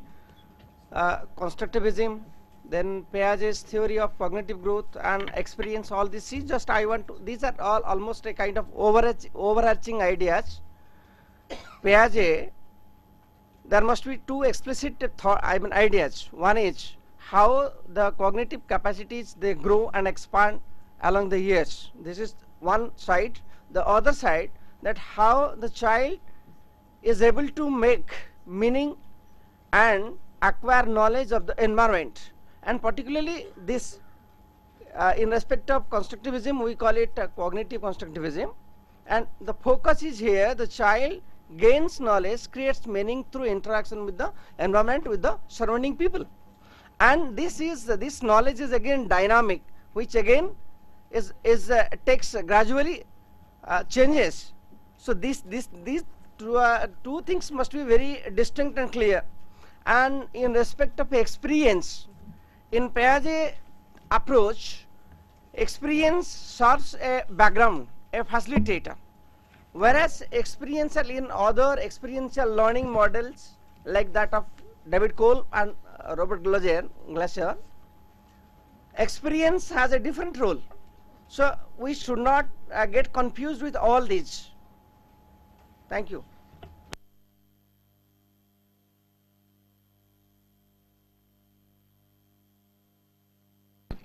Ma'am, I have a submission. Madam,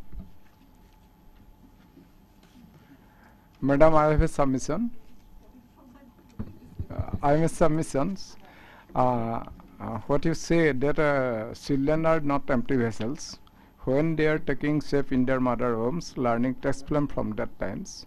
And when they come to the schools, just teacher and teacher education facilitate to learning them.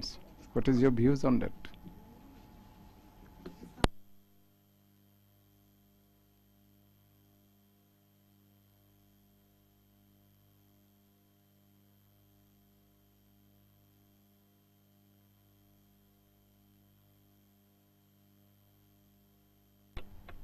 If I understood the question rightly, you're saying that if children are not empty vessels and they come with their own set of, some ideas, some concepts to class, and the teacher should just be a facilitator and not be sort of handing everything to them.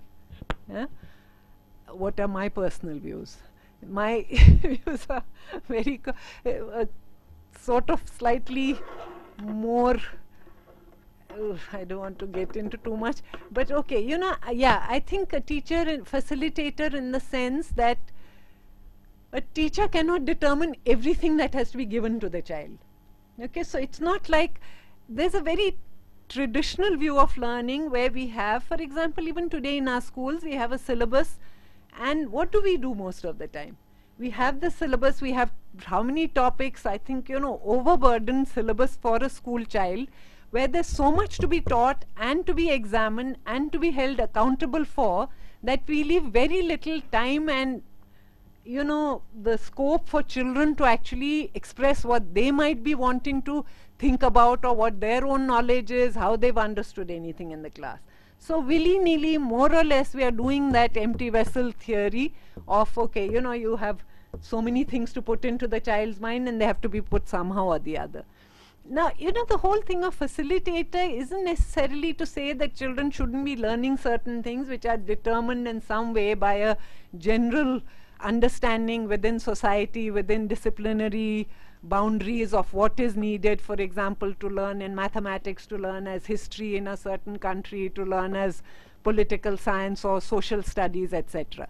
What constructivism would say, as opposed to this passive learning theory, is those same things which need to be somehow internalized by the child. We want them to know there's a certain knowledge, and this has its own big debates around which knowledge should the child know or not know, but that there is a certain amount of knowledge we want the child to have. For example, by the end of the first year in school, children should be able to at least recognize words or letters and be able to have some idea of reading or some idea of numbers, etc.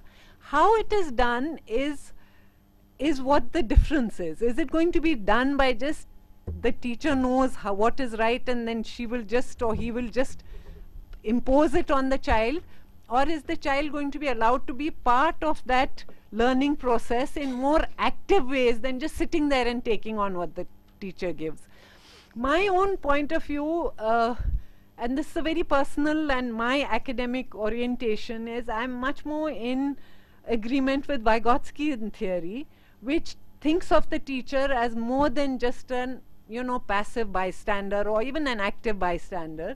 That I think there are knowledge systems in the world, that there are certain kinds of debates around us. All of the knowledge and all of the cultural materials we have to date, after all, are a rich source of our understanding of the world. Otherwise we could just dispense of them. I think that the teacher, to me, has to have a more active role in actually helping the child understand and absorb those, or have an experience of all of that knowledge in the world, and then to work with it at different levels. You know, I don't want to say this very quickly and very easily, because I don't want to say I stand here or there, because it becomes too simplistic. It's a complex, I think, kind of understanding, and I would say the teacher should not be someone who just forces and knows everything and the child has to just know. But neither do I think the child, you know, that the child can arrive at everything on their own while the teacher just holds the hand of the child. I think there is a more active role for teachers, for the school environment, for a learning environment to play in actually, you know, making the child a part of the knowledge, you know, the store of knowledge and the rich knowledge systems that exist around us.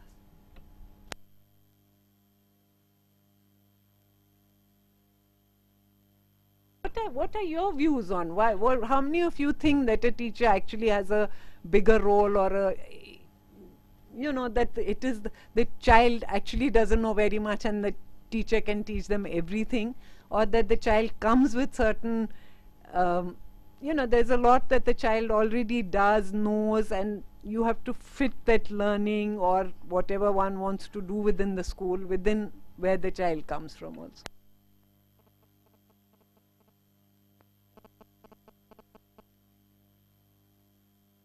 These are big questions, and I think you need to think over them to have an answer, and I hopefully, you know, keep the questions with you, and if you get enough time to read, to understand different points of view, look at a lot of the research which is telling us, giving us some answers, giving us evidence at least, if not the answers. There's a lot of evidence around of what seems to be happening.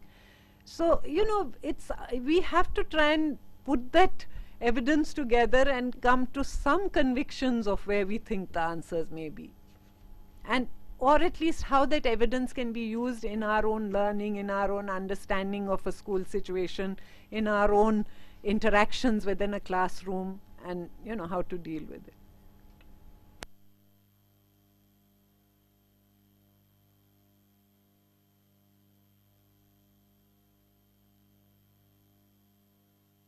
Ma'am, before some time you were talking about the philosophy and psychology. I think that you heard the name of John Locke, who is the psychologist and philosopher. He was talking about the nature and role of experience. Ma'am, let me know what is the nature and role of experience in child psychology. Talking of John Locke, then John Locke, he says that mind is an empty plate. Yeah, he said that, you know, this is a long tradition. That's exactly what I'm saying. We have a person from philosophy sitting right here on the dais. It's a long debate, and it's a very long, you know, since we know of knowledge systems, this debate has existed, whether it's what in psychology we call the nature-nurture debate, and, you know, how much experience do you need and how much is actually innately with you. I don't have an answer to that, certainly. And I think very few people in the world can give you an exact answer to that. What most people fall on either side of the debate, I don't think anyone would tell you everything is only, you know, nurture or only nature. Most people working within the field have to take account of both. What is the combination of that and how it works is something we are still discovering and exploring and doing research on. A lot of this research into learning and how children learn is actually also trying to understand that question. Ma'am, I'm thinking of something else in all these discussion is that whatever I'm learning from this session, how will I incorporate in my own, you know, teacher training schemes? How will I do it? I'm really... Think of that right away. Say it's a dangerous practice to just pick up something and start incorporating it. Give it time, give it effort, give it understanding. That means obviously you haven't, you know, resolved it in your own mind. When it's resolved with yourself, when you have, you know, try and bring in as much information into it as you can around this area. What do we know? How much has been done? Who is saying what? look at some of the debates, and then try and slowly, you know, incorporate it first into your own thinking and then into your practice. Because if you just pick up something at once, and then I would be very worried if in one lecture you knew exactly what to take back to your class. I would find that very frightening. I always tell my students, think very hard over what I'm saying, you know, then come to some conclusions, look at other people's views, look at other readings, then very slowly and very, you know, this is a difficult field, education. You're dealing with other people's lives and futures. So it's not something you can just try experiments very quickly and very easily.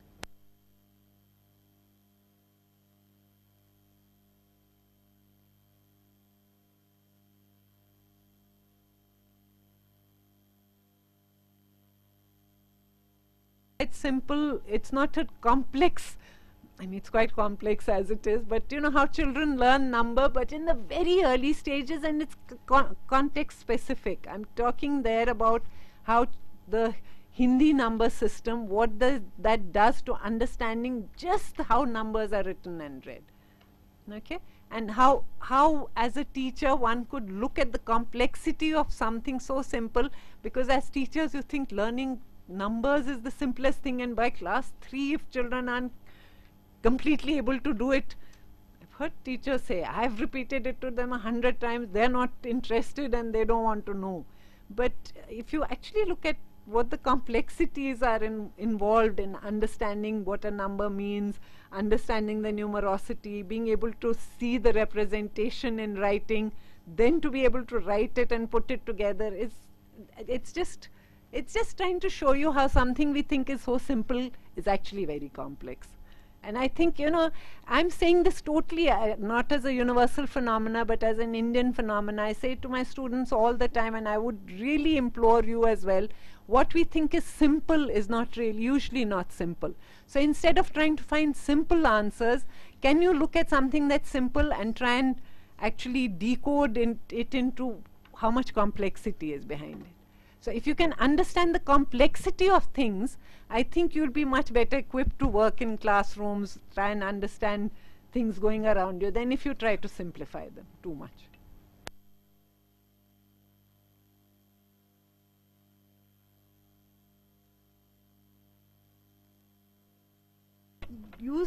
Do this reading, then maybe in the course of the next few days, somewhere it will come in, you can ask questions, answers. There are many sessions related to curriculum, to constructivism. You're going to have another session on constructivism, which will talk of a larger, you know, there are two kinds of constructivisms which you should actually, which people use very loosely. There's something within the psychological domain which talks of construction of knowledge, and there's a social constructionism which is very different. I mean, not that different, but it has different and specific meanings, and if you use it too loosely, it sort of doesn't make sense and doesn't give you a grasp on what you're thinking about. So when we talk of children constructing knowledge and constructing their own learning, has to be related to also how knowledge is constructed within social domains. But you know that there is a relationship between the two, but there is also a subtle difference and differentiation of what it means for a child to construct knowledge and social knowledge to be constructed on, you know, in other ways.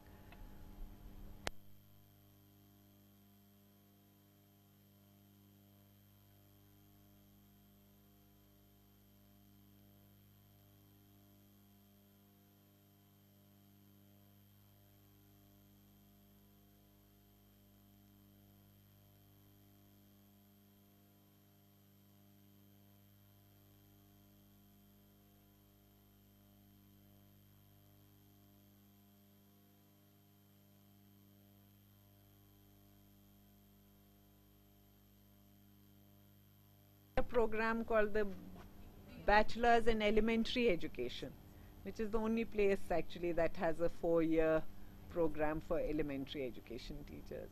And it's by and large been a successful program. And, I mean, it needs... We were talking about yesterday. Schools are looking for BLEd teachers. Oh, you were talking about it. Okay, but no, first... it came up yesterday that what can be criteria of a good teacher education college. Oh, okay, okay. So she teaches in that program, and she was a student of mine.